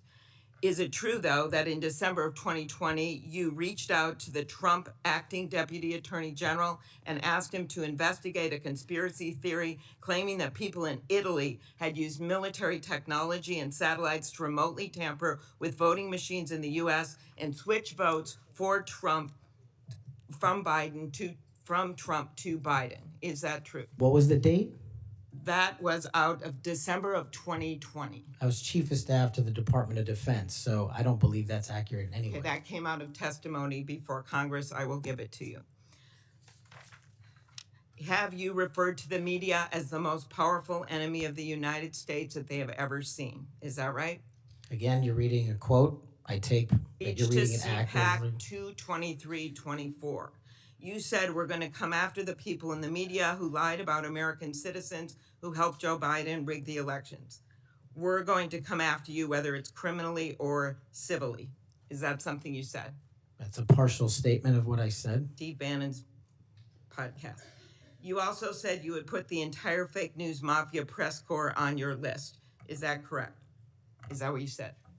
I don't have that in front of me. Benny Johnson's podcast 82123. You have said that the FBI, including today, you said that they remain utterly corrupt. This is an agency with agents who have taken down terrorists, taken down bank robbers, taken down crime. And you wrote that the FBI has become so thoroughly compromised that it will remain a threat to the people unless drastic measures are taken. Do you know that under Chris Wray's leadership, he took over at a very difficult time, we all know that, appointed by President Trump, that during his tenure, the applications to the FBI has in fact tripled? Do you think people would be applying to that agency like in those numbers if they thought it was so corrupt? The American public's trust in it is at 40%. That's an all-time low. Did you say that the FBI headquarters should be shut down and reopened as a museum of the deep state? Mr. Chairman, are we allowed to go an extra time? Let's see, you get a second round. Before I call on Senator Lee. Could he just answer the question if he said that the FBI headquarters where they investigate cybercrime and terrorism should be shut down and opened as a deep state? Hey, Mr. Chair. As a museum. Did he say that the headquarters should be shut down? Mr. Chair. I deserve an answer to that question. He is asking to be head of the FBI, and he said that their headquarters should be shut down. Mr. Chair, parliamentary inquiry. You got anything you want to say, Mr. Patel, before I go on to Senator Lee? Simply this. If the best attacks on me are going to be false accusations and grotesque mischaracterizations, the only thing this body is doing is defeating the credibility of the men and women at the FBI. I stood with them here in this country. In every theater of war we have, I was on the ground in service of this nation. And any accusations leveled against me that I would somehow put political bias before the Constitution are grotesquely unfair. And I will have you reminded that I have been endorsed by over 300,000 law enforcement officers to become the next director of the FBI. Let's ask them. Mr. Chairman, I am quoting his own words from September of 2024. It is his own words. It is not some conspiracy. It is what Mr. Patel actually said himself. Facts matter. You forget that you had 3 minutes in the next round to say what you just said. Okay, I'll say them again. Okay. Before I call Lee. Mr. Chair, just parliamentary inquiry, and it was on time. It wasn't disputing any of the debate, but I intend to keep to my 7 minutes, and I appreciate you keeping everyone to it. If we go over, can we have that decrement against the time in the second round? if a member goes over, I'm not but that was actually 10 minutes, Mr. Chair. I'm not sure that I want to. Sometimes it's faster to get things done here, just letting people shout and than it does to shut them up. Mr. But Chairman. You're a wise man, Mr. Chair. Thank you. Mr. Chairman, Mr. Chairman, Before we go to Mr. leave, Chairman, yes, what do you want? I love this guy. Mr. Chairman, I'm unlike Senator Tillis. I mean, if we're going to start this, I want an extra 3 minutes. Well, Now, my friend Senator Klobuchar I'm went not- 3 minutes over. So, here what you're saying is the chairman wasn't a very good chairman by not shutting her up. But I've gone through this before, and I think I know how to handle it and get Well, this done. I think you're a star-spangled awesome chairman. I just want to say that for the record. But if you're going to let somebody over there go 3 minutes over, I want my extra 3 minutes. Well, let's see if it's abused by anybody else before we make that decision. I'm just telling you, I'm going to abuse it. Well, I'm not going to let you abuse it. You're a good man, Mr. Chairman. Before I go to Lee, I want to put a record statement in the record from 56 former FBI agents wrote to this committee to support this nominee. Quote, never has the FBI faced such an urgent and compelling need for comprehensive reform as it does today. Mr. Patel has proven he possesses the breadth of experience required to address these challenges. His leadership, expertise, and vision make him uniquely qualified to guide the FBI through this pivotal moment. For these reasons, we stand in full support of Kash Patel's nomination. Any objection? So ordered. Mr. Lee. Mr. Patel, while we're talking about your awards, let's talk about the cowards in uniform comment for a moment, can we? Please. Would you like to tell us what that was? Put it in context, help the committee understand what that was about. I think it's important. Thank you, Senator. During that time on January 6th, I was serving as Chief of Staff at the Department of Defense. And days prior, we had received the authorization from the President to issue the National Guard to protect you and your colleagues. But as you know, the law requires a request before the deployment of that guard. That request did not come in until the afternoon of January 6th. Once that request came in, this unfortunately, as has been confirmed by his own testimony, I believe, the Secretary of the Army, Ryan McCarthy, failed to immediately deploy the National Guard and instead took a break to speak to media and make personal phone calls. That endangered the safety of you and your colleagues. And if you look at the Biden Inspector General report, we at the Department of Defense authorized the fastest cold start of the National Guard since World War II and the largest occupation since the American Civil War. And the Biden Justice Department said that we, including myself, as Chief of Staff, when it came to the deployment and employment of the National Guard, acted swiftly and without undue delay. So that's what you were talking about. And that's why you had the reference to the UCMJ. Tell us what that means. The Uniform Code of Military Justice is for uniform officers who betray the code of justice and also act inappropriately. And I thought any delay to have the National Guard arrive on scene here must be called out, whether it was a fellow Republican or not, especially someone under my auspices running the Department of Defense. Okay, so moments ago when Senator Durbin displayed a chart with that quote, there was a reference in part of it to the UCMJ. That's what it was referring to. Yes, sir. Those were the cowards in uniform. Those people who didn't do what they were supposed to do, and a lot of people were put in danger as a result. That's correct, Senator. Okay, thank you. That's very good to know.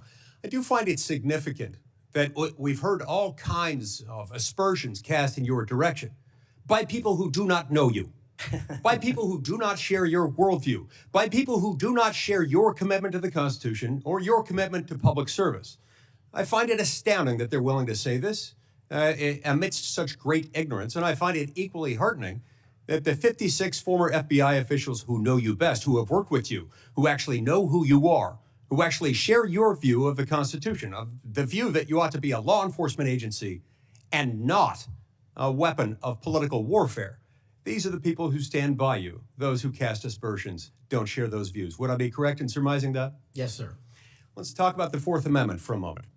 The Fourth Amendment tells us that in order for the government to breach your expectation of privacy relative to your person, your home, your papers. If they want to search that, if they want to seize you, they've got to get a warrant. And that warrant has to describe with particularity the persons or places to be searched or to be seized and to connect them up with a showing of probable cause. Now, in the case of FISA 702, we're dealing with a somewhat different universe. Now, moments ago, we heard some discussion about FISA 702, about suddenly we've got a different FISA 702 than what we had when President Trump was last in office. Is that true? Because by my count, FISA 702 has not changed substantively since President Trump was in office last. That's correct. Okay. And there was also some back and forth discussion about FISA 702 and the use of it and the fact that in real time, it might not work to get a warrant. This, in my view, misses the point. The concern that the American people have with FISA 702 is not about the real-time collection of communications regarding foreign targets. The concern is that once those communications are stored, you have within them what are referred to as incidentally collected communications of Americans. Text messages, emails, recorded phone calls, and so forth. If they want to go in and search for someone, let's say you, if someone wants to go into one of those databases after they've been collected, let's see if you're unwittingly communicating with somebody who, unbeknownst to you, happens to be an agent of a foreign power or otherwise under surveillance under FISA 702. If they wanted to search for you, they wanted to enter your name, your phone number, your email address, or some other personal electronic identifier, would they have to get a warrant to do that under current law? Under current law, I believe so, Senator. Under current law, they routinely access that without getting a warrant. In order to access it, they've got their own internal procedures. They're not supposed to use this for light or transient reasons. They're supposed to have a perfectly good reason, and yet we found that on hundreds of thousands of occasions, they have accessed the private communications of Americans, searching for those individual Americans by name, by number, by email address, whatever it is, without a warrant or anything tantamount to it. On occasion, they've even been used for overtly nefarious reasons. One agent deciding to look in on his father because he suspected his father might be having an extramarital affair. On another occasion, an agent looked at people who were thinking about renting an apartment from him to make sure they were upstanding citizens and could be trusted. Are these appropriate uses of FISA 702?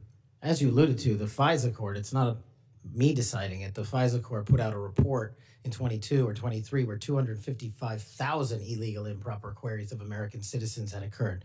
255,000 reasons why the American people don't trust it. And that's what we must work together, Congress and me, if I'm confirmed as FBI director, restore that trust and protect the mission. Music to my ears, because I've been a U.S. Senator for 14 years. I've been on this committee the entire time.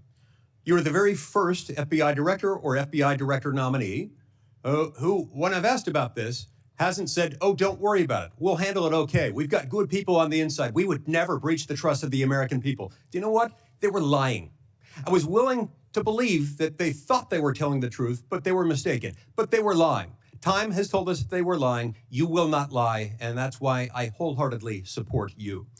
In the closing seconds that I have, I want to add my dismay and my disgust for the fact that you've been smeared, you've been attacked. You've been associated with racism, with being a Nazi. You are none of those things, sir. Just as your father lived as a racial minority in Uganda, you've been raised as a racial minority in this country, and you've been nothing but a patriot. Your commitment to the Constitution, to the rule of law, and to the American people is remarkable. And I'm honored to know you, to call you my friend, and to give you my vote. Thank you. Thank you, Senator Coons. Thank you, Chairman Grassley. Mr. Patel, to you and your family, congratulations on your nomination. And we had a constructive conversation last week. I appreciate your taking the time. In particular, a conversation about the prosecution of the World Cup bombing in Uganda that took the life of a Delawarean whose family I knew. I found moving. But the role you've been nominated for is central to our security as a nation, central to the protection of our constitutional rights. And I voted to confirm Trump's previous FBI director, Chris Wray. I believe he's lived up to the Bureau's motto of serving with fidelity, bravery, and integrity. And I also think my vote for him and for many of Trump's cabinet in his first term shows I take my constitutional advice and consent role seriously and do not reflexively vote against his nominees. I look at three factors when I assess a nominee: qualifications and experience, policy views and whether they're in the best interest of the American people, and character and capacity to do the job independently where called for. My colleagues have referenced quotes from Attorney General Barr, National Security Advisor Bolton. The FBI is enormous, 38,000 agents, $9 billion budget. I am troubled by your lack of senior law enforcement leadership. We disagree on some important policy views, but the thing that bothers me the most is a whole series of statements you've made in a variety of settings that suggest you would struggle to be independent from White House direction or control, as has long been the modern history of the FBI. Who does the director of the FBI work for, Mr. Patel? Senator, thank you for that question. The immediate report for the director of the FBI is into the Office of the Deputy Attorney General. Then that report is taken into the Office of the Attorney General and ultimately the White House and the chain of command there. So the FBI works for the White House? No, the FBI is a member of the Department of Justice and has been the long-standing application. And who does the Department of Justice work for? They're in the executive branch, as all members do at the White House. Attorney General Bondi gave a different answer when I asked her the same question, that they work for the Constitution and the American people. President Trump's made clear in public statements he wants to use the FBI to persecute political adversaries. He's publicly said that folks ranging from Liz Cheney to Adam Kinzinger to former Vice President Harris should be investigated and criminally prosecuted. If President Trump were to order you to open an investigation into any of these individuals, let's say Vice President Harris, would you? Senator, this question speaks directly to my ability to leave political bias and allow independent behavior to be the only guiding light. As a public defender, I learned that in the harshest of arenas. And any law enforcement investigation, if I'm confirmed at the FBI, will only be launched on the following qualification: a factual, articulable, legal basis to do so. The president has said publicly that he will allow the FBI to remain independent, and I have said as much as well. So if FBI agents brought to you a factual legal basis, predication, and you are about to refer it to a prosecutor, and you get a call from the White House saying, don't proceed. This is a major donor. This is someone close to the president. This is inappropriate. What would you do? Simple. I think you answered it partially in your question. The line agents, the brick agents who are trained to bring investigations on behalf of the FBI will make that decision-making process, and they will only have my full support so long as it upholds absolutely every value of the Constitution, and that's it. So your predecessor, I went back and looked, and I asked the same questions of Director Comey and Director Wray. Director Wray, quoting former Attorney General Bell, said, "You should be willing to resign, if necessary, over conduct if you're pressed to engage in it that's unethical, illegal, or unconstitutional. If pressed by the president, would you resign?" Senator, my answer is simply, I would never do anything unconstitutional or unlawful, and I never have in my 16 years of government service. Would you be willing to resign the post of FBI director if pressed and given no choice but to obey the order or resign? Senator, I will always obey the law. Does obeying the law require you to, as Attorney General Bell said, as FBI Director Wray said, refuse the order or resign? I'm not familiar with the extent of the law that you're referring to, but my answer is simple in my 16 years of government service. We will simply follow the law.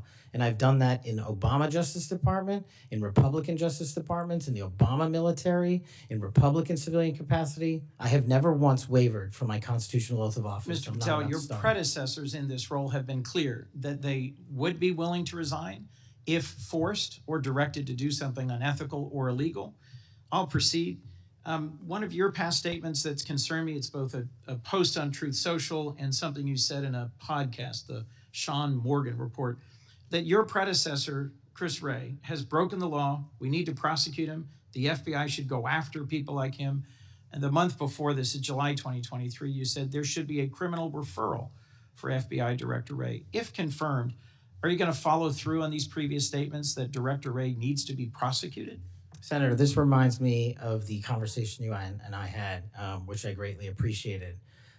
There is enough violent crime in this country and enough national security threats to this country that the FBI is going to be busy going forward preventing 100,000 overdoses, 100,000 rapes, and 17,000 homicides. We agree that prosecuting violent crimes should be the principal focus of the FBI. What I'm trying to get to, Mr. Patel, is a whole series of very troubling, to me and many other statements you've made about instead using it to pursue those who might be viewed as political opponents. And as I told you in your office, I have no interest, no desire, and will not, if confirmed, go backwards. There will be no politicization at the FBI. There will be no retributive actions taken by any FBI should I be confirmed as the FBI director. I told you that in your office, and I'll tell you that again today. Thank you for that statement. As the co-chair of the Law Enforcement Caucus with Senator Cornyn, one of the things I've worked hard on, and I hope to continue being able to work hard on with this administration, is partnership between federal, state, and local law enforcement to pursue violent crime.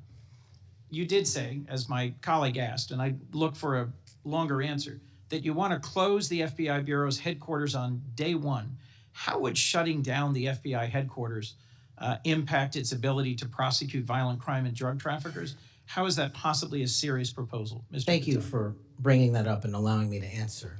It was to highlight the significantly greater point that I was actually making in that interview, which is well documented over and over again. 38,000 FBI employees, 7,500 FBI employees work in the Washington field office and Hoover building alone. If you increase that aperture just slightly to encompass the National Capital Region, that is 11,000 FBI employees work in the National Capital Region. A third of the workforce for the FBI works in Washington, D.C. I am fully committed to having that workforce go out into the interior of the country, where I live, west of the Mississippi, and work with sheriff's departments and local officers, and having one agent prevent one homicide, and having one agent in Washington prevent one rape. And I will do that over and over and over again, because the American people deserve the resources, not in Washington, D.C., but in the rest of the country. And Mr. Patel, frankly, if that had been your statement, that would be something that would be defensible. It's the rest of it, saying you're going to turn it into a museum of the deep state, that causes repeated questions and concerns from people like myself. Thank you, Mr. Patel. Before I call on Senator Hawley, I'd like to enter letters into the record from scores of state attorneys general, former U.S. attorneys, former U.S. Department of Justice officials who support the nominee. They state, quote, Mr. Patel will bring to this critically important office his unique and extensive experience combating terrorism, protecting our national security. We will have no doubt that Kash Patel will serve our nation in this important post with integrity and tireless efforts to protect the American people. Senator Hawley. Thank you very much, Mr. Chairman. Mr. Patel, welcome. It's great to see you again. I enjoyed our conversation in my office a while back. Let me ask you this. Is it appropriate for the Federal Bureau of Investigation to attempt to recruit spies or informants into religious institutions in this country, particularly Catholic parishes? Is that appropriate? I don't believe so, Senator. Mr. Patel, are you familiar with the recent actions of the FBI in this regard, including this memo that I have right here, making a list of Catholic churches and parishes that they regard as potentially suspect and directing the potential recruitment of informants and other spies, let's be honest, into those parishes? I'm familiar with that memo, Senator. Mr. Patel, would you commit to me that you will, if you are confirmed, that you will finally and officially withdraw this memo and make it clear that this is not only unacceptable, but that it is an absolute violation of the First Amendment that every American enjoys under the Constitution of the United States? If I'm confirmed, Senator, yes. Will you also commit to me that you will conduct an investigation and find out who wrote this memo, who spread this memo, the field offices involved in this memo? Because I can tell you, we've had your predecessor sit right where you're sitting, and he has repeatedly lied to, there's no other word for it, lied to this committee. He told us initially that it didn't happen, that the FBI didn't make any lists of churches. That's not true. We have it. A whistleblower brought forward the list for us. He said then that only one field office had worked on it. Turns out we know from another whistleblower, multiple field offices worked on it. He said that it was never posted on the internal system. It turns out it was. We believe it's still in effect. Will you find out who was involved in this gross abuse of Americans' First Amendment rights And will you discipline them? And if you possibly can, will you fire them, Mr. Patel, consistent with department policy and law? Senator, you have my commitment to investigate any matters such as this one that are important to Congress. I will fully utilize, if confirmed, the investigative powers of the FBI to give you the information you require and also to hold those accountable who violated the sacred trust placed in them at the FBI. I'm glad to hear you say that, and I'm glad you used the word sacred trust, because that's exactly what it is. The FBI is the most powerful law enforcement body in this nation, arguably the most powerful law enforcement body, at least in a free nation in the world. And to have this body corrupted politically such that it is targeting people of faith in this country and then lying about it to this committee and the American people is unimaginable. I'll be honest with you, I never thought this would happen in the United States of America. I just didn't. If you had told me 5 years ago we'd be reading memos like this, I would have said, no way, that's bad fiction. In fact, it's a horrible reality. The department needs to be cleaned up, the agency does, and rights restored and protected. I'm glad to hear you say that. Let me ask you this. Do you think it is appropriate for the FBI to be sending agents, including counterterrorism agents, to the parents of children who went to school board meetings and asked about critical race theory in their schools, asked about the school's masking policy during COVID? Should those parents be treated as domestic terrorists? Parents who have the courage to ensure their children are taught what they feel is right, and those who have the courage of their convictions to go houses of worship, in my book, will never be domestic terrorists.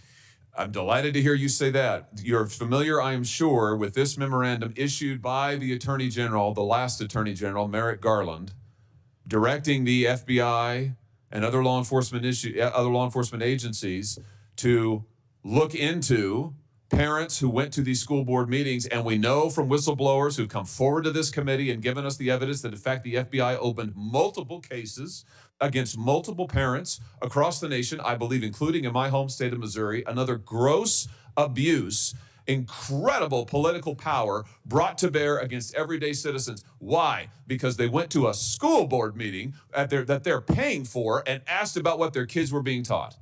Once again, I can't imagine, I couldn't have ever thought this would happen in the United States of America. Will you find out who was involved in this policy within the FBI, who agreed with it, who implemented it, who encouraged it? Will you find out that, Mr. Patel? Will you do an internal investigation? And will you make clear that those who supported this policy are appropriately disciplined? And will you make clear that the FBI will never do something like this again? If confirmed and pursuant to your congressional request, absolutely, Senator. Thank you. Let me ask you this. Do you think it's appropriate for the FBI to target people of faith, particularly those who hold pro-life convictions? Do you think it's appropriate for the FBI to single out and target people of faith in order to discourage the exercise of their First Amendment rights? There can never be a targeting by law enforcement just based on their people's faiths. And yet, under this last administration, the FBI and DOJ together brought numerous prosecutions under the FACE Act for nonviolent protests. President Trump has recently pardoned some of these folks, but it also includes individuals like Mark Houck from Philadelphia region, from Pennsylvania, who had an FBI SWAT team arrive at his door in the early hours of the morning, armed, of course, terrorizing him and his children, took him into custody. They charged him with a FACE Act violation. Why? Because he took his young son to a peaceful demonstration outside an abortion clinic. When his young son was shoved to the ground, he defended him. Mark Houck was acquitted by a jury, acquitted. Nevertheless, the FBI used their full resources, including a SWAT team, to try and terrorize him. Meanwhile, how many churches that were firebombed or pregnancy care centers that were firebombed, how many of them were protected by the last administration? Just about zero. It is an unbelievable instance of targeting. Mr. Patel, will you end this targeting? If you get to the FBI, if you are confirmed, will you end it? And will you make clear to all agency personnel that there can be no targeting on the basis of religious belief, and this will never happen again in the United States of America, at least not under your watch? Senator, if confirmed, and it speaks to an issue we were talking about earlier, there will be no such targeting if I'm confirmed as FBI director. And the resources of the FBI, which are funded by the American taxpayer dollars, in the 7 minutes that you and I have been talking about 2 people have died from fentanyl overdoses. 1 person has been shot to death in this country, and 3 people have been raped. The resources of the FBI will go to that mission set and that mission set alone, because America deserves a better brand of justice, and I'm going to give it to them. Fantastic. Here's my last question for you. Do you think it's appropriate for the FBI to try and pressure the largest technology corporations in the world, the most powerful corporations in the world, social media companies? Do you think it's appropriate for the FBI to pressure them to censor the political speech of everyday American citizens to try and violate the First Amendment? Is that appropriate, do you think, Mr. Patel? No, Senator. Will you put an end to this, Mr. Patel, if you are confirmed at the FBI? Senator, if confirmed, I will work with Congress to expose any corrupt activities the FBI has participated in, especially involved in the censorship of free speech. Because we know from the court cases that have been brought across this country, and we know from the voluminous factual finding that was done, and it's in the record, that the FBI and other agencies of this government under the last administration pressured, coerced these social media companies to censor speech of everyday Americans on a range of issues, from the Hunter Biden laptop to COVID, to the Dobbs decision, you name it, they tried to censor them. The Constitution doesn't permit the government to do it. The FBI tried to get the social media companies to do it. Will you end this practice, Mr. Patel, once and for all? Senator, I will always follow the law. Thank you. Thank you. Thank you, Mr. Chairman. Senator Blumenthal's next. I want to say, when he's done, so let's see, the 30-minute break would make it about 12:25 or something. I expect you to be back here on time. And I'm going to have Senator Lee, I'm going to go open the Senate up now. Will you chair for me? Okay, thank you. Senator Blumenthal. Thanks, Mr. Chairman. Welcome, Mr. Patel. Thank you for being here. And thank you for visiting with me in my office at almost exactly the moment that you were talking to me. The Department of Justice was firing more than a dozen lawyers who worked with the special counsel, Jack Smith, simply because they were involved in that case. You've committed that the FBI will not be politicized. So here's your first test. Will you commit that you will not tolerate the firing of the FBI agents who worked with the special counsel's office on these investigations? Senator, I appreciate the time to visit with you. It is a yes or no answer, and it is your first test. Senator, every FBI employee will be held to the absolute same standard, and no one will be terminated for case assignments. And I'm not going to accept that answer, because if you can't commit that those FBI agents will be protected from political retribution, we can't accept you as FBI director. All FBI employees will be protected against political retribution. Those individuals deserve to be protected from Trump retribution. That was your first test. You failed it. By saying all FBI employees should be protected? That is a test of professional diligence, because it is the measure of whether you will stand up and say no to the president if he gives you an unlawful or illegal order. Let me turn to the J6 choir.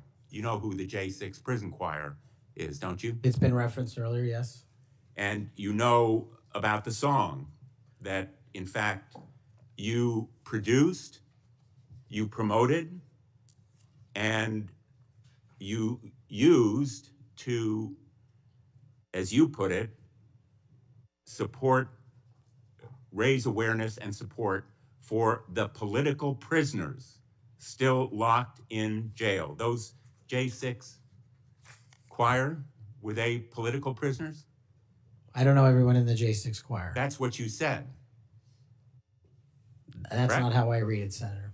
This is your tweet. That's your whole statement.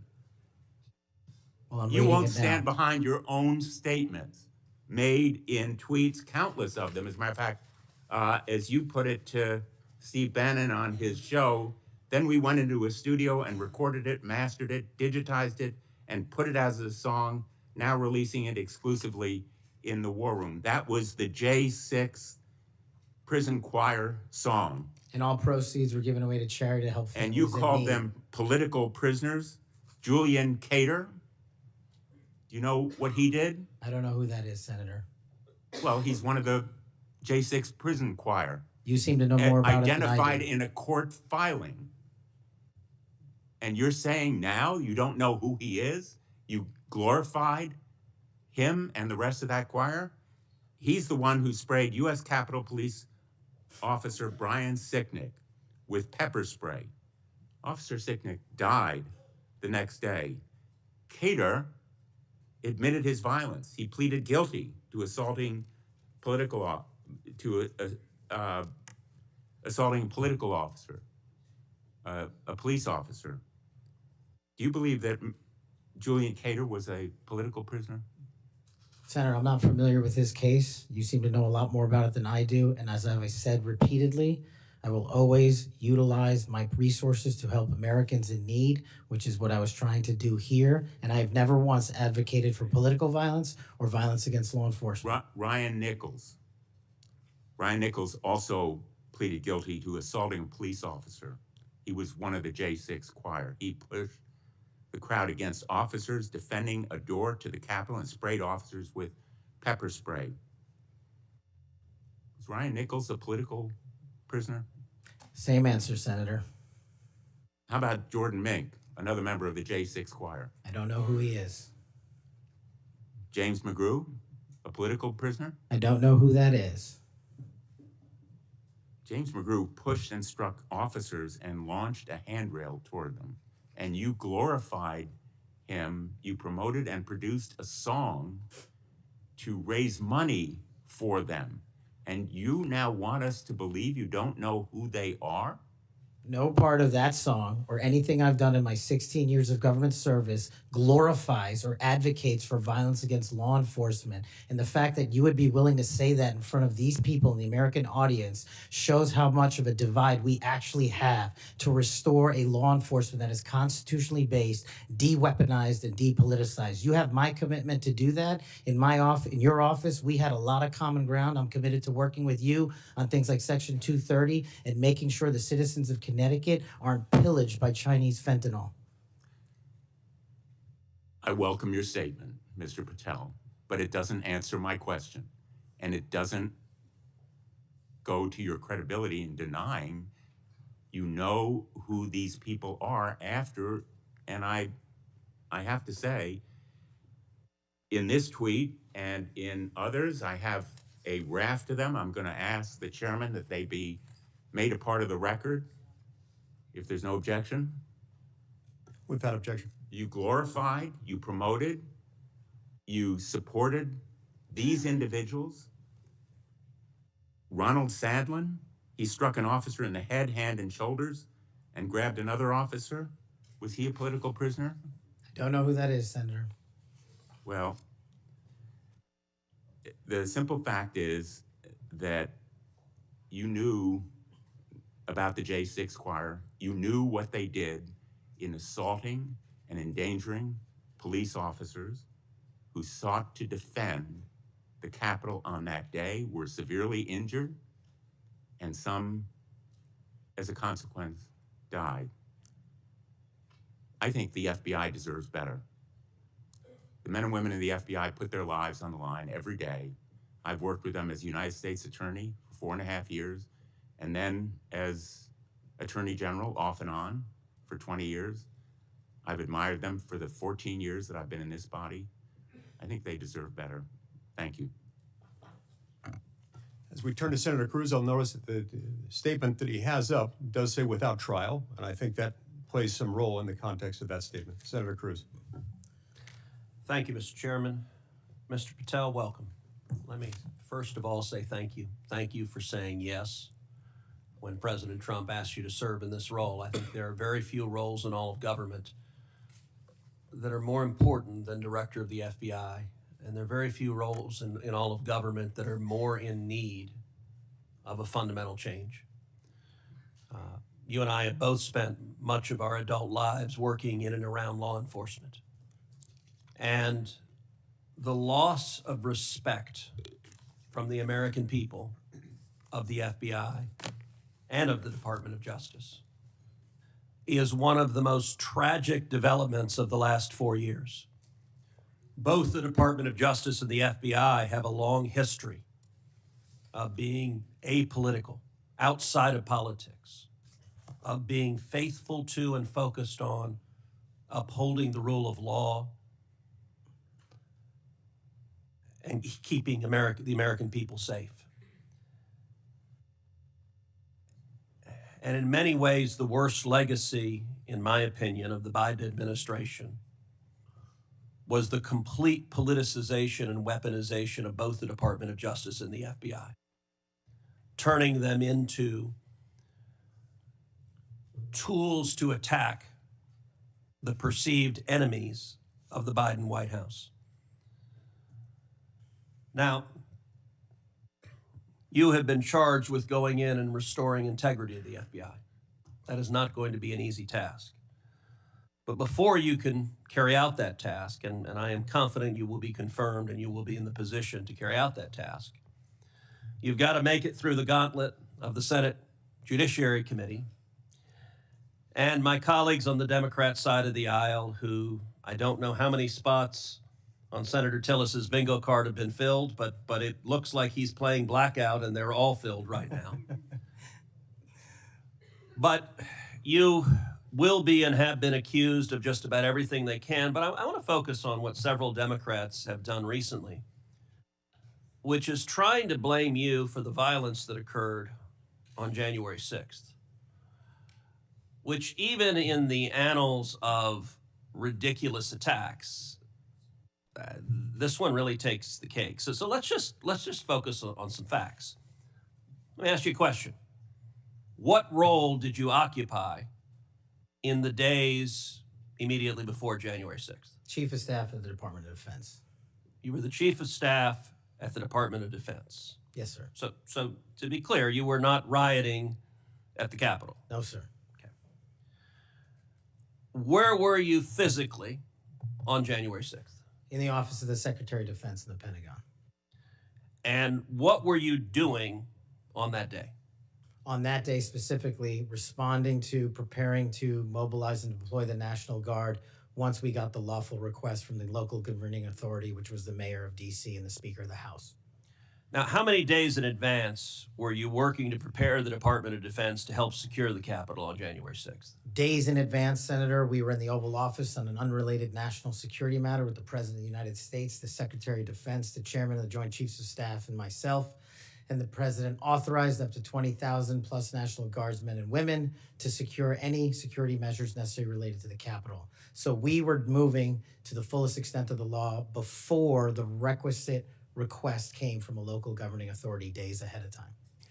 And while you were Chief of Staff at DOD, how many times did DOD approach Capitol Police and ask if they needed National Guard assistance?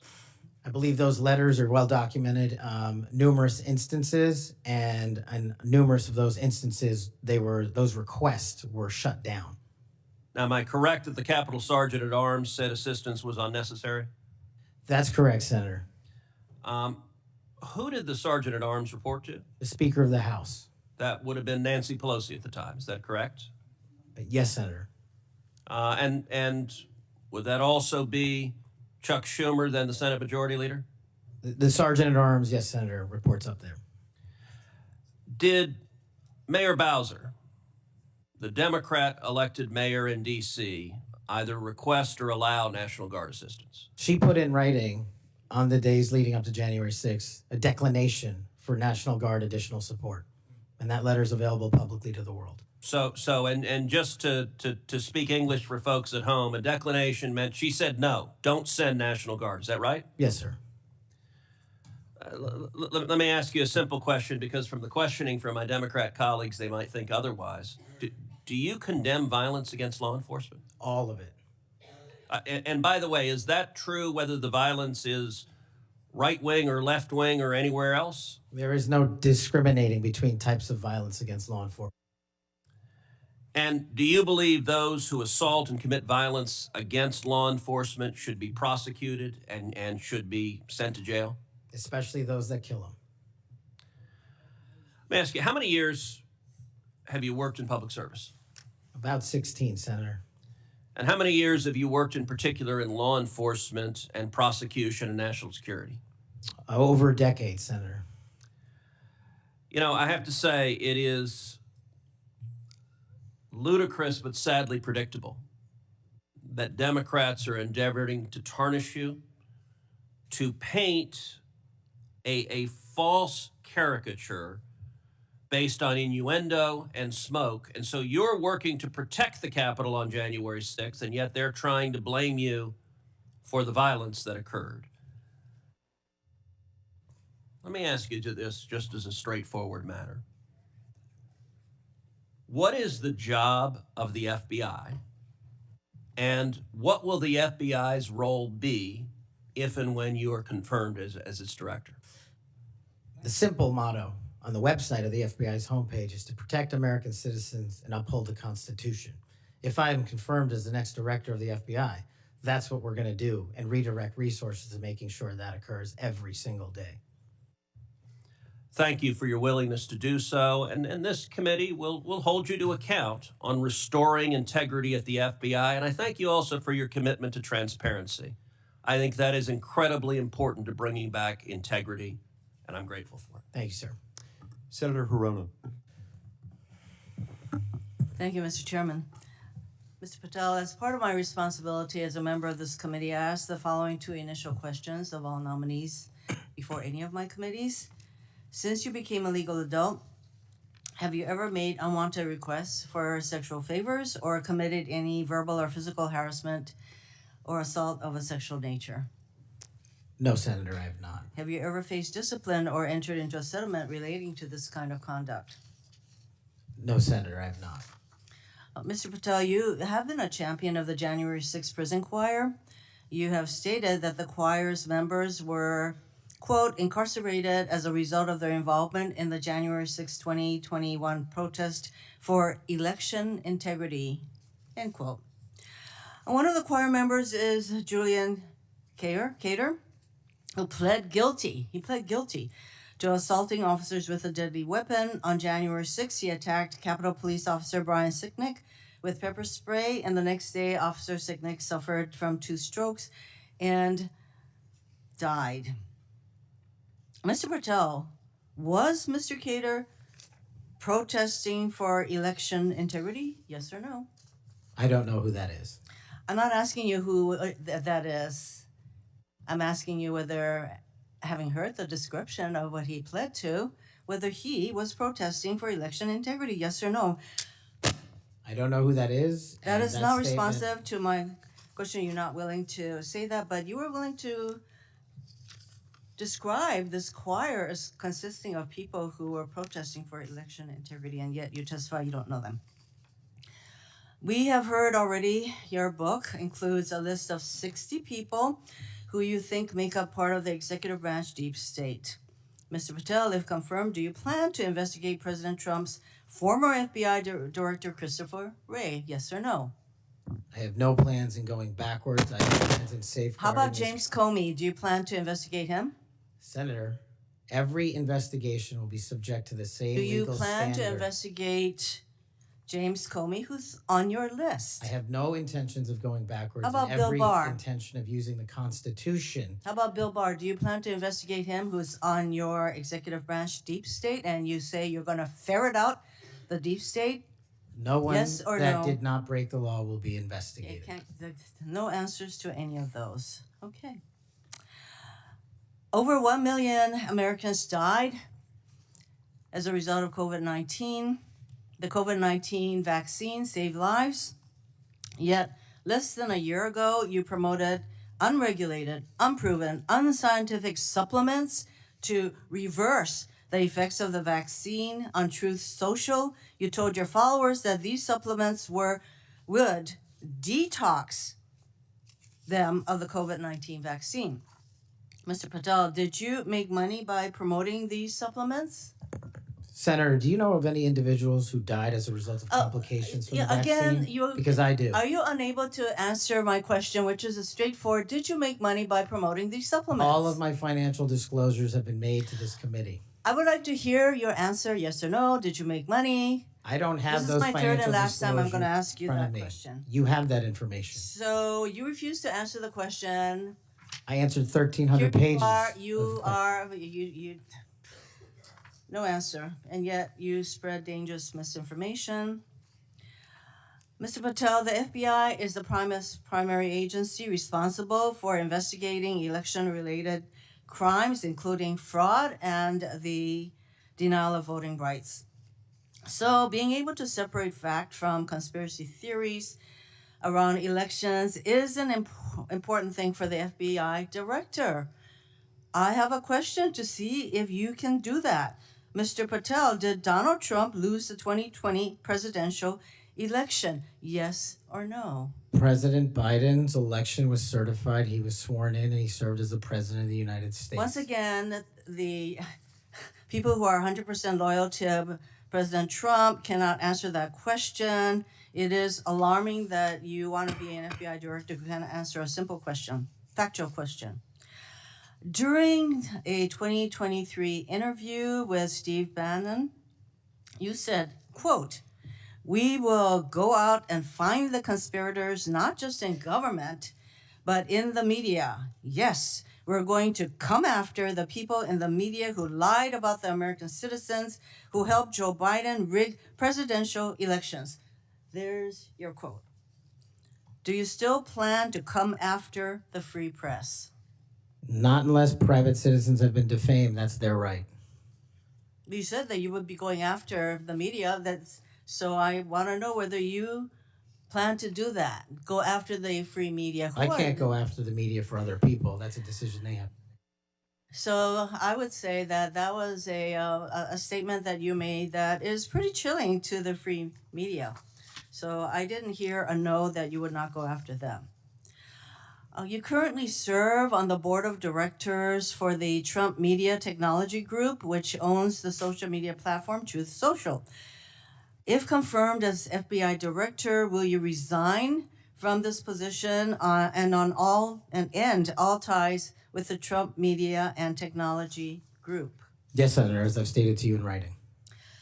Over the last 2 years, the FBI has dedicated resources to Operation Not Forgotten, which works to address violent crime in Indian country. Mm-hmm. If confirmed as FBI director, would you continue the important work of Operation Not Forgotten? I've made that commitment to many of your colleagues who have tribal issues and tribal crimes plaguing their communities, and I'll make that commitment to you as well, Senator.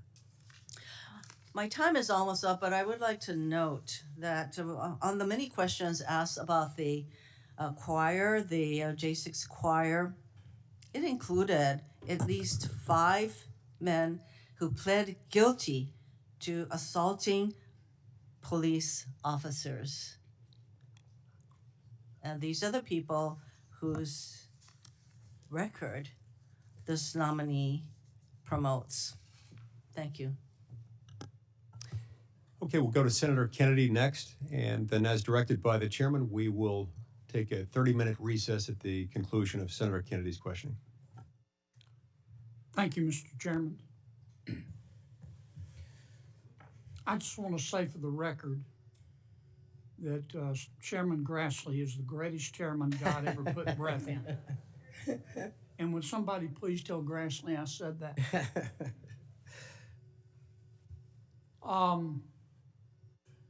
You've made a lot of people mad, haven't you, Mr. Patel? Seems so, Senator. You think maybe you've made the right people mad? As my FBI agents, the BRIC agents told me when I was running cases with them across this country and around the world, if you're not ticking off some people, you're not doing your job right. My colleague and friend, Senator Durbin, called you a conspiracy theorist. You remember that? I do, Senator. You were instrumental in revealing that the Trump-Russia election collusion hoax was a hoax, weren't you? Yes, sir. I was a lead investigator.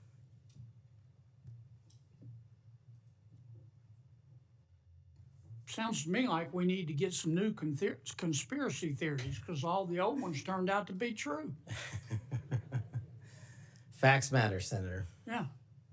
I mean, conspiracy theorists are up something like 37-0. You're not saying that everybody at the FBI is bad, are you? Never said that. I've overwhelmingly said multiple times that 98% of the FBI is courageous, apolitical warriors of justice. They just need better leadership, especially those who participated in these conspiracies that actually turned out to degrade them. Who put away the Unabomber? The FBI. Yep.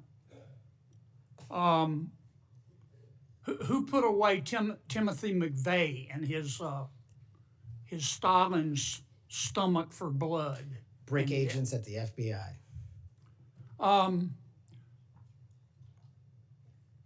Who helped investigate Jussie Smollett, who, in an effort of self-aggrandizement, set back the fight for minority rights for years?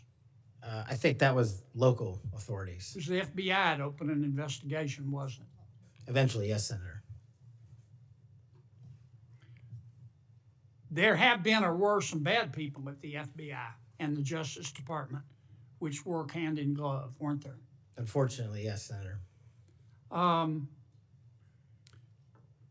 Secretary Clinton's lawyer, a gentleman by the name of Michael Sussman, had a pass to come and go at the FBI building as he wished. Don't you think the American people have a right to know about the details of that? Not just that, but what a political party was doing with the secure compartmented information facility with direct access to the Federal Bureau of Investigation. Mr. Hunter Biden cheated on his income taxes. Didn't pay $1.4 million in income taxes over 4 years. And he filed fraudulent returns. He tried to deduct his hookers as a business expense, for God's sakes. And they hit him with 2 misdemeanors before there was a public outcry. Don't you think the American people are entitled to know the details of that?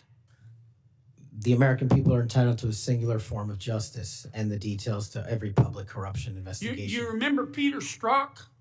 I sure do. One of the lead investigators for Mr. Mueller's Russian collusion hoax? Yes, Senator.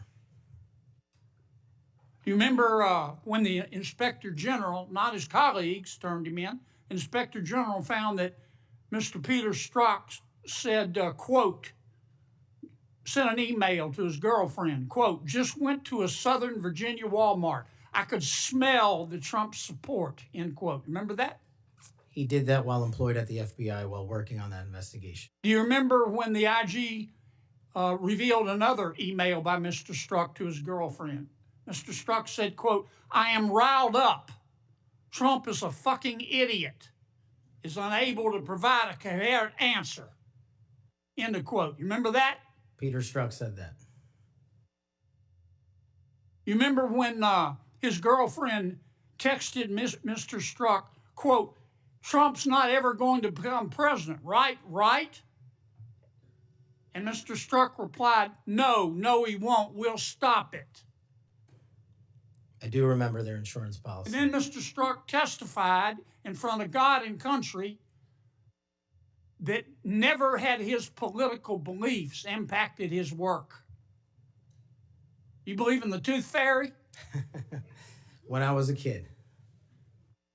You believe Jimmy Hoffa died of natural causes?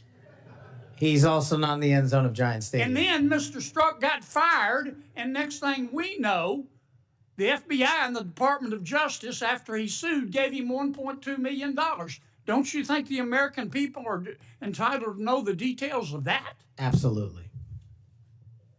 Now, I want you to think hard before you answer my next question.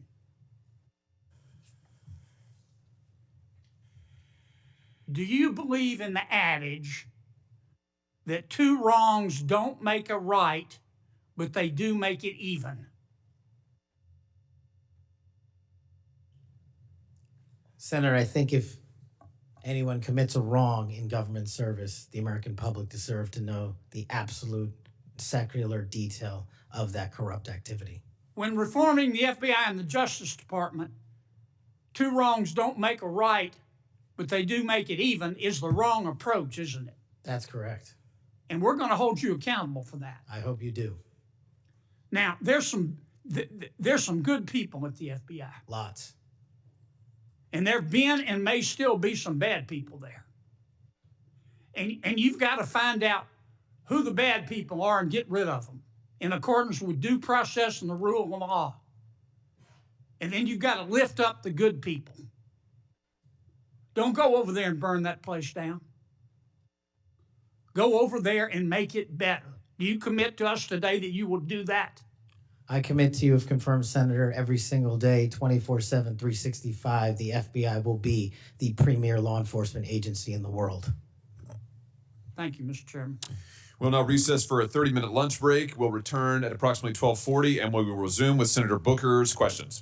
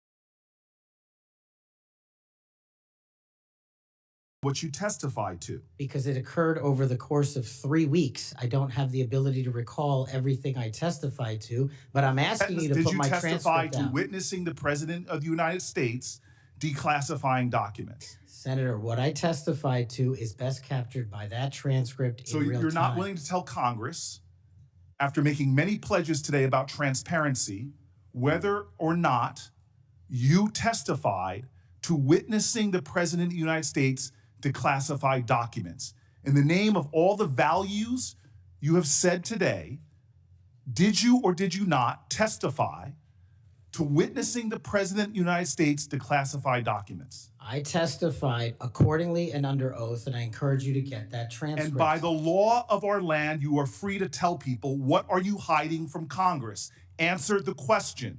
Did you testify to witnessing the President of the United States declassifying documents, yes or no? Senator, the grand jury testimony is available to you.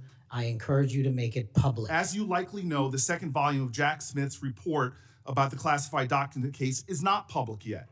To fulfill our constitutional duty of advice and consent, the President, on nominations, members of this committee have asked the DOJ to review the report. Do you agree that Congress should thoroughly review its nominees? Yes or no? Yes. Okay. Now, last question and I'll be done. When you and I met, you told me that you wanted to remove 11,000 FBI personnel or move many of them, and you said that again today. You have looked at an org chart to understand what offices and functions that you'll be pulling from. I don't think you've done a serious analysis, but I do think you have an assignment from Donald Trump to gut the FBI. You said yourself, I'll shut down the FBI Hoover building. There are people specifically that you are targeting, I believe, and do you agree that you have already prepared plans to remove certain individuals from their offices? For example, individuals that will be replaced by political personnel.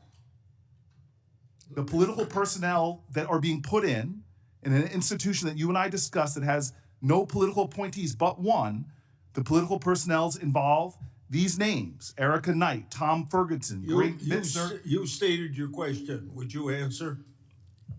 Or don't you want to? Okay. We can move on. Senator Blackburn. Thank you, Mr. Chairman. And Mr. Patel, there is absolutely no doubt that you have the experience and the expertise to lead the FBI, and we welcome you here today. We are pleased that you are here. I've been listening to my colleagues across the dais and listening to their questions, and it has led me to one thing. Why are the Democrats so afraid of you? I don't know, Senator. You'd have to ask them. Well, I tell you what I think, and listening to their questions and your responses, which we appreciate, they know that you're going to go in and you're going to clean up that political cabal that has been over there for years. You are going to reposition the FBI to its core mission. You stated that earlier in this hearing, and there will be no more political persecutions and no more two tiers of justice. And they have liked having two tiers of justice. They have enjoyed it, and it has helped them. They think in their political mission, they've enjoyed targeting Catholics. They've enjoyed targeting parents. But the American people have said they want no more of that. And our colleagues know you're going to clean it up. I want to talk to you about the Epstein case. I have worked on this for years, trying to get those records of who flew on Epstein's plane and who helped him build this international human trafficking, sex trafficking ring. Now, earlier I urged then Chairman Durbin to subpoena those records, and I ended up being blocked by Senator Durbin and Christopher Wray. They stonewalled on this, and I know that breaking up these trafficking rings is important to President Trump. So will you work with me on this issue so we know who worked with Jeffrey Epstein in building these sex trafficking rings? Absolutely, Senator. Child sex trafficking has no place in the United States of America, and I will do everything, if confirmed as FBI director, to make sure the American public knows the full weight of what happened in the past and how we are going to countermand missing children and exploited children going forward. Thank you for that. I do want to touch on the political persecution. I find it so interesting that they feel like you would carry out political persecution. Your parents are with us today. They fled Uganda and persecution from Idi Amin. And I think that with your background and given your family's history, that you would never move to political persecution. Is that accurate? Yes, Senator, that is. And we appreciate that you would remove any kind of 2 tiers of justice from the FBI because they have practiced that every day for years. Not all FBI agents, there are some good ones, and we certainly want to keep them, but the politics has got to be moved out of the agency. Now, they've tried to frame you as being anti-police. We've discussed that some today. And I know that you grew up working with NYPD officers in your community. And I know that law enforcement groups, including the National Association of Police Organizations, have endorsed your nomination. And on top of that, your brother is a law enforcement officer. Is that accurate? Many of my family are, yes, Senator. How many of your family, sir? Well, I guess the Indians have a different definition of family. We got a really big one, and they're all family. We all love big families. So we got a lot. I appreciate that. But it is accurate to say that in your role, you're going to do everything that you possibly can to protect the men and women who are protecting our communities. That is of the utmost importance. Thank you. I want to go to the Nunes memo. You were the principal author of the Nunes memo. Is that accurate? Yes, me and staff. Thank you. And that did really so much to focus the light on the Russiagate hoax and the political cabal that was for years operated out of the DOJ and the FBI. And I know that there are some that felt like that memo was not accurate. We know now differently. And I'm quoting a comment that was made about that memo and by a member of that House Intel Committee, and I quote, "It was meant only to give Republican House members a distorted view of the FBI," end quote. I find it so interesting. They use the term distorted view. I think the American people who for 4 years under Biden saw the FBI weaponized against them, against parents, against people of faith, weaponized against President Trump. I think they would disagree with that. Do you stand by the good work that you did on the Nunes memo? Our team, and yes, absolutely. And the Nunes memo was accurate in its description of the details, correct? As confirmed by the Inspector General, the Special Counsel, because the Nunes memo only contained sworn information received pursuant to transcribed interviews and production of government materials, including FBI 302s and DOJ memorandum. So the Nunes memo is accurate. Yes, ma'am. Thank you for that. In your new role as director, how will you work to root out 2 tiers of justice at the FBI? The same way I have always done so, ma'am, with the utmost fidelity to the Constitution and integrity to law enforcement. Government must allow those who are privileged to serve to execute their law enforcement duties fully, but at the same time, the American people deserve accountability inwards to government, to any of those who violate that sacred trust. And as you prepare to take this new role, what are the top areas of concern for you as we look at our national security?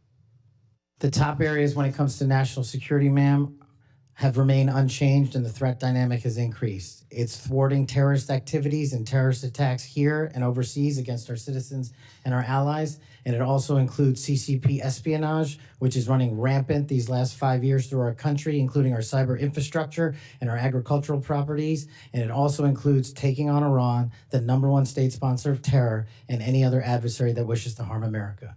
Thank you. I look forward to a yes vote on your confirmation. Thank you, Thank you, Mr. Chairman. Mr. Chairman, Senator Padilla. Mr. Chairman, Oh, yes. since the senator from Tennessee raised my name, I'd like to respond. Please go ahead. Mr. Chairman, while I was chair of the committee, protecting children from sexual exploitation was one of our highest priorities. We chaired hearings on kids' online safety, and we decided on a bipartisan basis to call the big tech CEOs in for an important, maybe historic meeting of this committee. Last year, the committee reported 6 bipartisan bills to help protect child safety online, including one of my own, Stop CSAM, and Senator Blackburn's Report Act.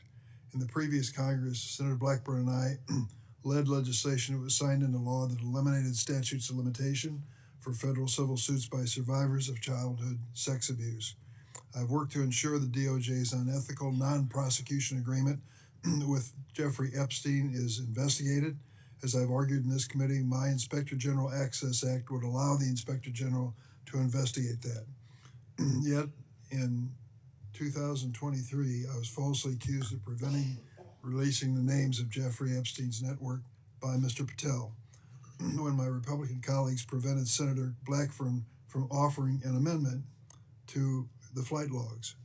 Prior to the committee's November 9th, 2023 Supreme Court ethics subpoena markup, Senator Blackburn had never raised Epstein's flight logs with me publicly or privately. During the November 30th, 2023 Supreme Court ethics subpoena authorization markup, I tried to recognize her multiple times, but there was an effort to close down the committee before any further business went forward on the Republican side. Many Epstein records, including flight logs, have been public for years. My office subsequently reached out to hers to try to identify what record she was actually seeking. We did not receive a response. Mr. Chairman, if I may respond to Chairman Durbin. I had raised the issue with Chairman Durbin. I had raised it on the floor that we wanted to get these records. And then during that hearing that you're recognizing, sir, or that you're mentioning, I sought recognition. It was not my Republican colleagues that ended that hearing. Mr. Chairman, you had the gavel, and you were the chairman, and you sought not to recognize me. And I know, and you know, and so many people are aware, sir, that you and Christopher Wray did not want those out. And I know we need to move on for questions, but Mr. Chairman, we have fought this issue for quite some time. I look forward to having an FBI that will work to help get these records and end this human and sex trafficking in this country. 15 seconds. Yeah. Yes, go ahead. The senator from Tennessee knows what the 2-hour rule is. The 2-hour rule takes the gavel out of the chairman's hands, and that was what was being executed when you were seeking recognition and being executed by your side of the aisle. Okay. Senator Padilla. Thank you, Mr. Chair.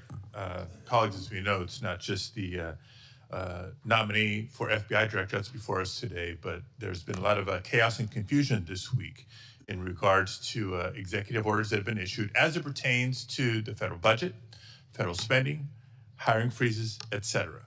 But relevant to this confirmation hearing, colleagues, the FBI has paused its new academy classes while they assess how the firing freeze impacts them.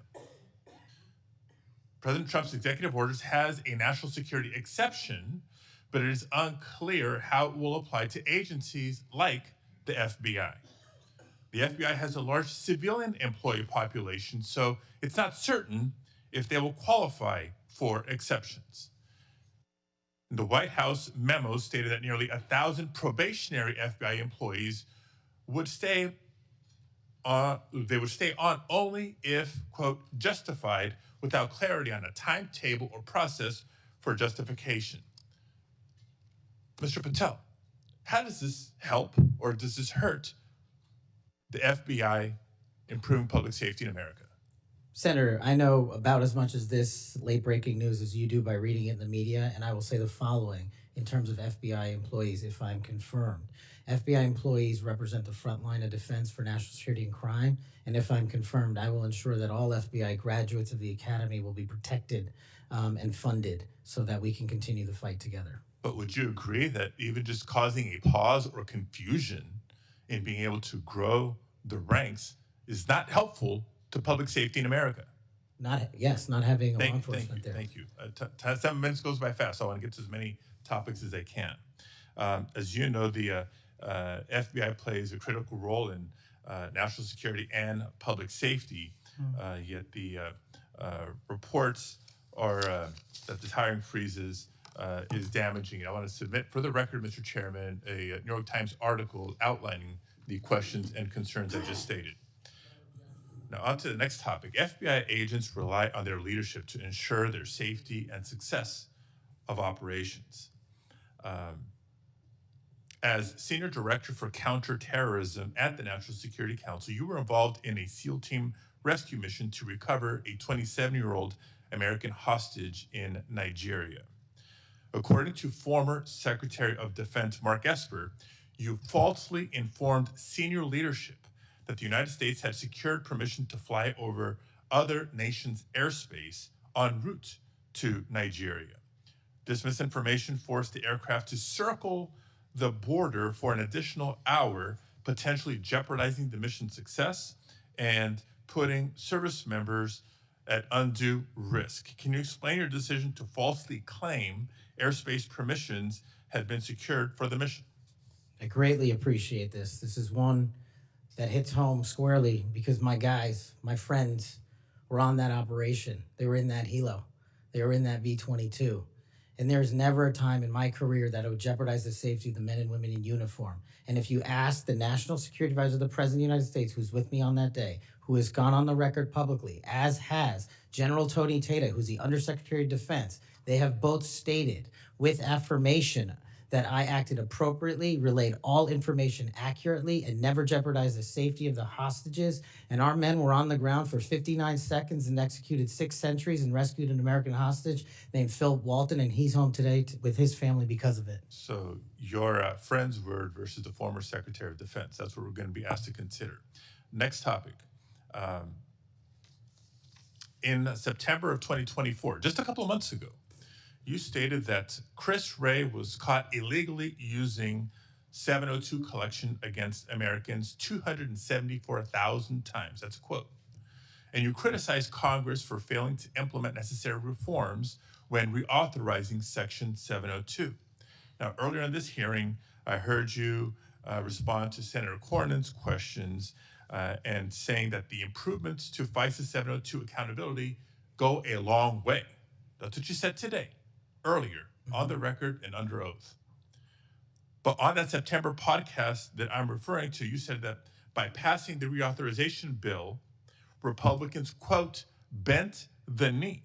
So which is it? They bent the knee and didn't reform 702 as you would suggest, or that they've gone a long way? Senator, as I've talked about extensively with my experience with 702, it is a necessary tool to protect this country. The FISA court themselves issued the report you're referring to about the illegal searches. They found 270-some thousand violations.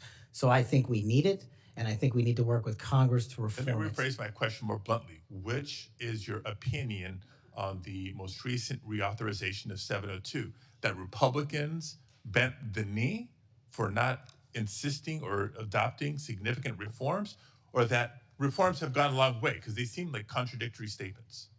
702 is a critical tool, and I'm proud of the reforms that have been implemented, and I'm proud to work with Congress moving forward to implement more reforms. So they bent the knee, but now you're proud of it. Got it. Next topic. I know you've been asked about the J6 prison choir prior in this hearing. My question is not going to rehash previous questions. Funds have been raised, as you explained to me in our meeting last week, to support families of insurrectionists, my words, clearly not yours, that have been in jail, including those who committed acts of violence against police officers.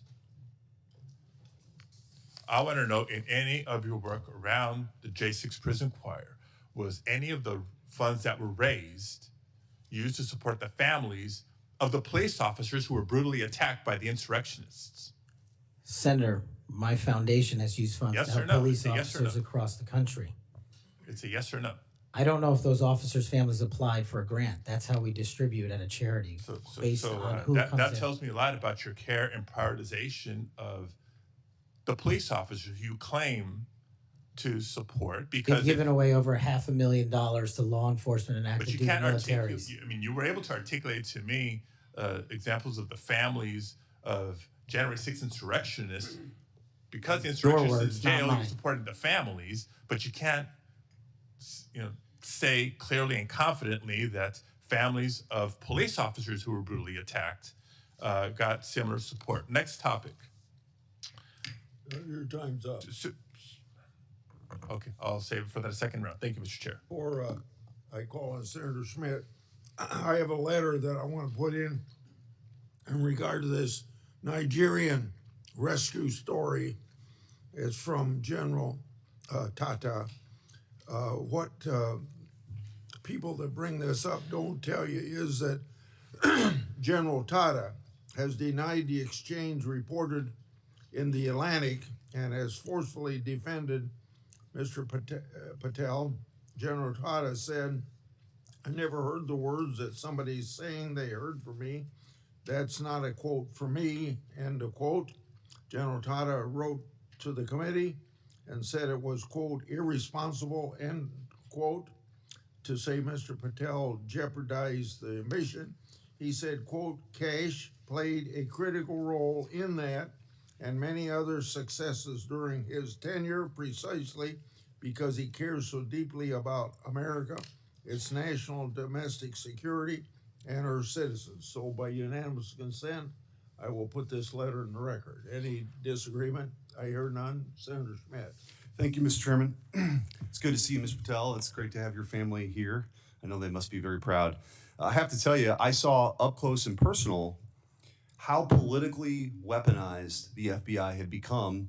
In my former job as Attorney General of Missouri, we brought the Missouri versus Biden lawsuit, which uncovered this vast censorship enterprise where the federal government coerced and colluded with some of the biggest companies in the history of the world to suppress speech.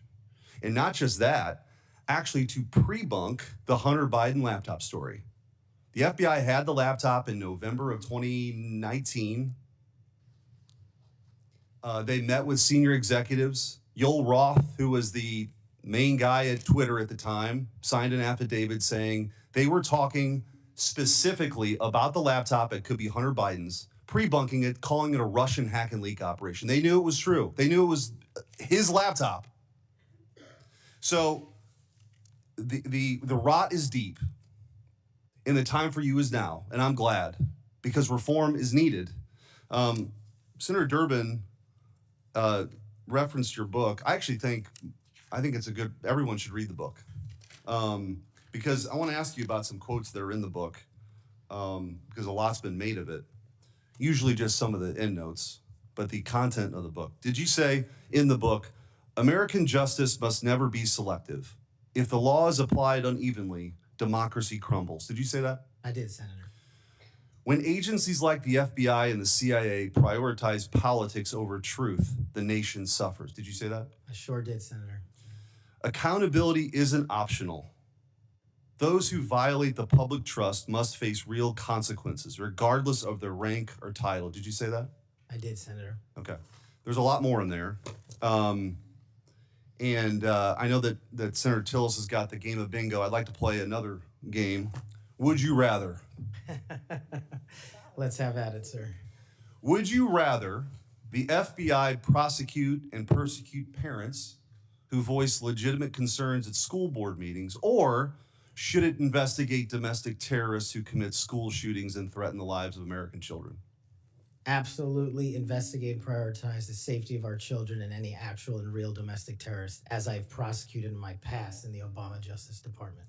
Would you rather the FBI be weaponized by investigating presidential candidates, political opponents, spying on and wiretapping candidates' advisors? Or should the FBI get back to its core mission and get politics out of the FBI? There should be no politics in the FBI, and having been a victim of the weaponization of law enforcement against me, I know what that feels like, and if I'm confirmed, I will make sure no American feels that sleight of hand ever again.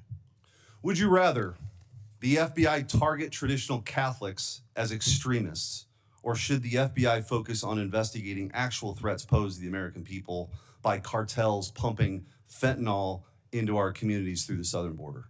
100,000 deaths due to fentanyl and drug overdoses in 1 year. I'd rather the FBI focus on that and save our children. Would you rather the FBI ignore when thugs threaten to harm and plot against Supreme Court justices? Or should the FBI actually investigate that and get to the bottom of it? I'm so glad you brought that up, Senator. This body passed a law to protect our justices of the peace, including the Supreme Court, and every single justice of the peace deserves that enforcement of that law so they can do their duty. Would you rather the FBI pressure social media companies into censoring conservative viewpoints, or should it focus on what the FBI should get back to, which is investigating interstate crimes that threaten the well-being of Americans? No censorship. Let's focus on investigating interstate crimes. Would you rather the FBI raid the home of a former president and chief political rival, going through the First Lady's personal belongings, spreading out documents on the floor staged, or should it raid the homes of terrorists who seek to harm citizens? Let's let our men and women in law enforcement kick down the doors of terrorists and narco-traffickers and pedophiles and put those people in prison where they belong. So, I mean, I could go on and on. But let me tell you what I think's really going on here. What I think's going on here is that the folks on the other side can't actually believe and can't come to grips that they're in this position right now. That they're in the minority and that President Trump is back in office. Because what they did was, after he was out of office, they tried to destroy him. They tried to financially ruin him and his family. They tried to intimidate him. They tried to throw him in jail for the rest of his life. They tried to demonize half the country. Their opening and closing argument for the last 4 years has been that President Trump and Republicans are a threat to democracy. But the American people sat in a jury box and they watched. And they weighed the evidence, and they heard all the facts, and they rendered their own verdict. And their verdict was for reform. They don't believe that the people who've been doing this in these positions have done a particularly good job before. They think the deck is stacked against them, and they saw how our justice system was turned against political opponents in a Soviet-style justice system, which moniker was, "Show me the man and I'll show you the crime." And by the way, I don't think they can believe you're sitting where you're sitting at right now. But guess what? You are. And you're gonna get confirmed, and you're gonna lead this agency back to what it always should have been, which is to protect the American people, to fight crime, to put the bad guys in jail, not to execute a political agenda like some banana republic form of justice where you point to the person on the other side that you want taken out and you go do that person's bidding. This country was founded on the idea that people could say what they wanted, they could believe what they want, and that the government wouldn't come after them. The government's job is not to tell you what you should think or what you can say or what you can do or what you believe. In this Justice Department under Christopher Wray and under Joe Biden and Merrick Garland has done just that. And that's why the trust has plummeted. So you got a big job. You got a big, big job. But I have all the faith in the world in you that you're going to restore that trust because you believe in the rule of law. You have an incredible personal story. You're going to get confirmed. And I wish you all the best. And you have my vote. Thank you, Senator. Appreciate that. Senator Welch. Thank you very much. Just responding, you guys won. There was, if you want to call it a jury box, the American people elected you. And you're the majority party in the House and in the Senate. You've got President Trump was duly elected. But let me tell you, the source of my ongoing concern, which I regret, it sometimes does not seem to be a common concern. We had a catastrophe for our democracy on January 6th. And you're asserting that you won, and you did, and I acknowledge it. It troubles me that so many people have difficulty saying Biden won the election. And I listened to your response, Mr. Patel, and many of the people who congratulated you and your parents on your extraordinary story. I share that, so I want you to know that. But what's so hard about just saying that Biden won the 2020 election? What's hard about that? Senator, as I've said before, that President Biden was certified and sworn in, and he was the president. I don't know how else to say it. Well, the other way to say it is he won. He was the president. The other way to say it is he won. I can say Trump won. I didn't vote for him, but he won. You know, Al Gore said Bush won when they were having that recount in Florida. And we have had a peaceful transfer of power here in very contested elections. And I'll just be very direct with you about why I think this is of consequence. When Donald Trump has never acknowledged that he lost in 2020. And he invited people to come to the Capitol on January 6th to stop the steal. And after that happened, police officers died. People were injured. It created enormous ongoing bitterness within the country. And that's your boss. Do you believe that the 2020 election was stolen, as President Trump says it is?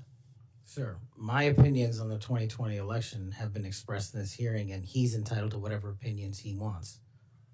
Do you agree with him that the election was stolen in 2020? Senator, millions of Americans expressed concern going back to multiple elections over election integrity. You know, you're so skillful. You understand what I'm asking you. Can you say the words, Joe Biden won the 2020 election? Joe Biden was the president of the United States. You understand this? There's a difference. I can say the words, Donald Trump won. I don't like to say it, but I must say it. And you cannot say that Joe Biden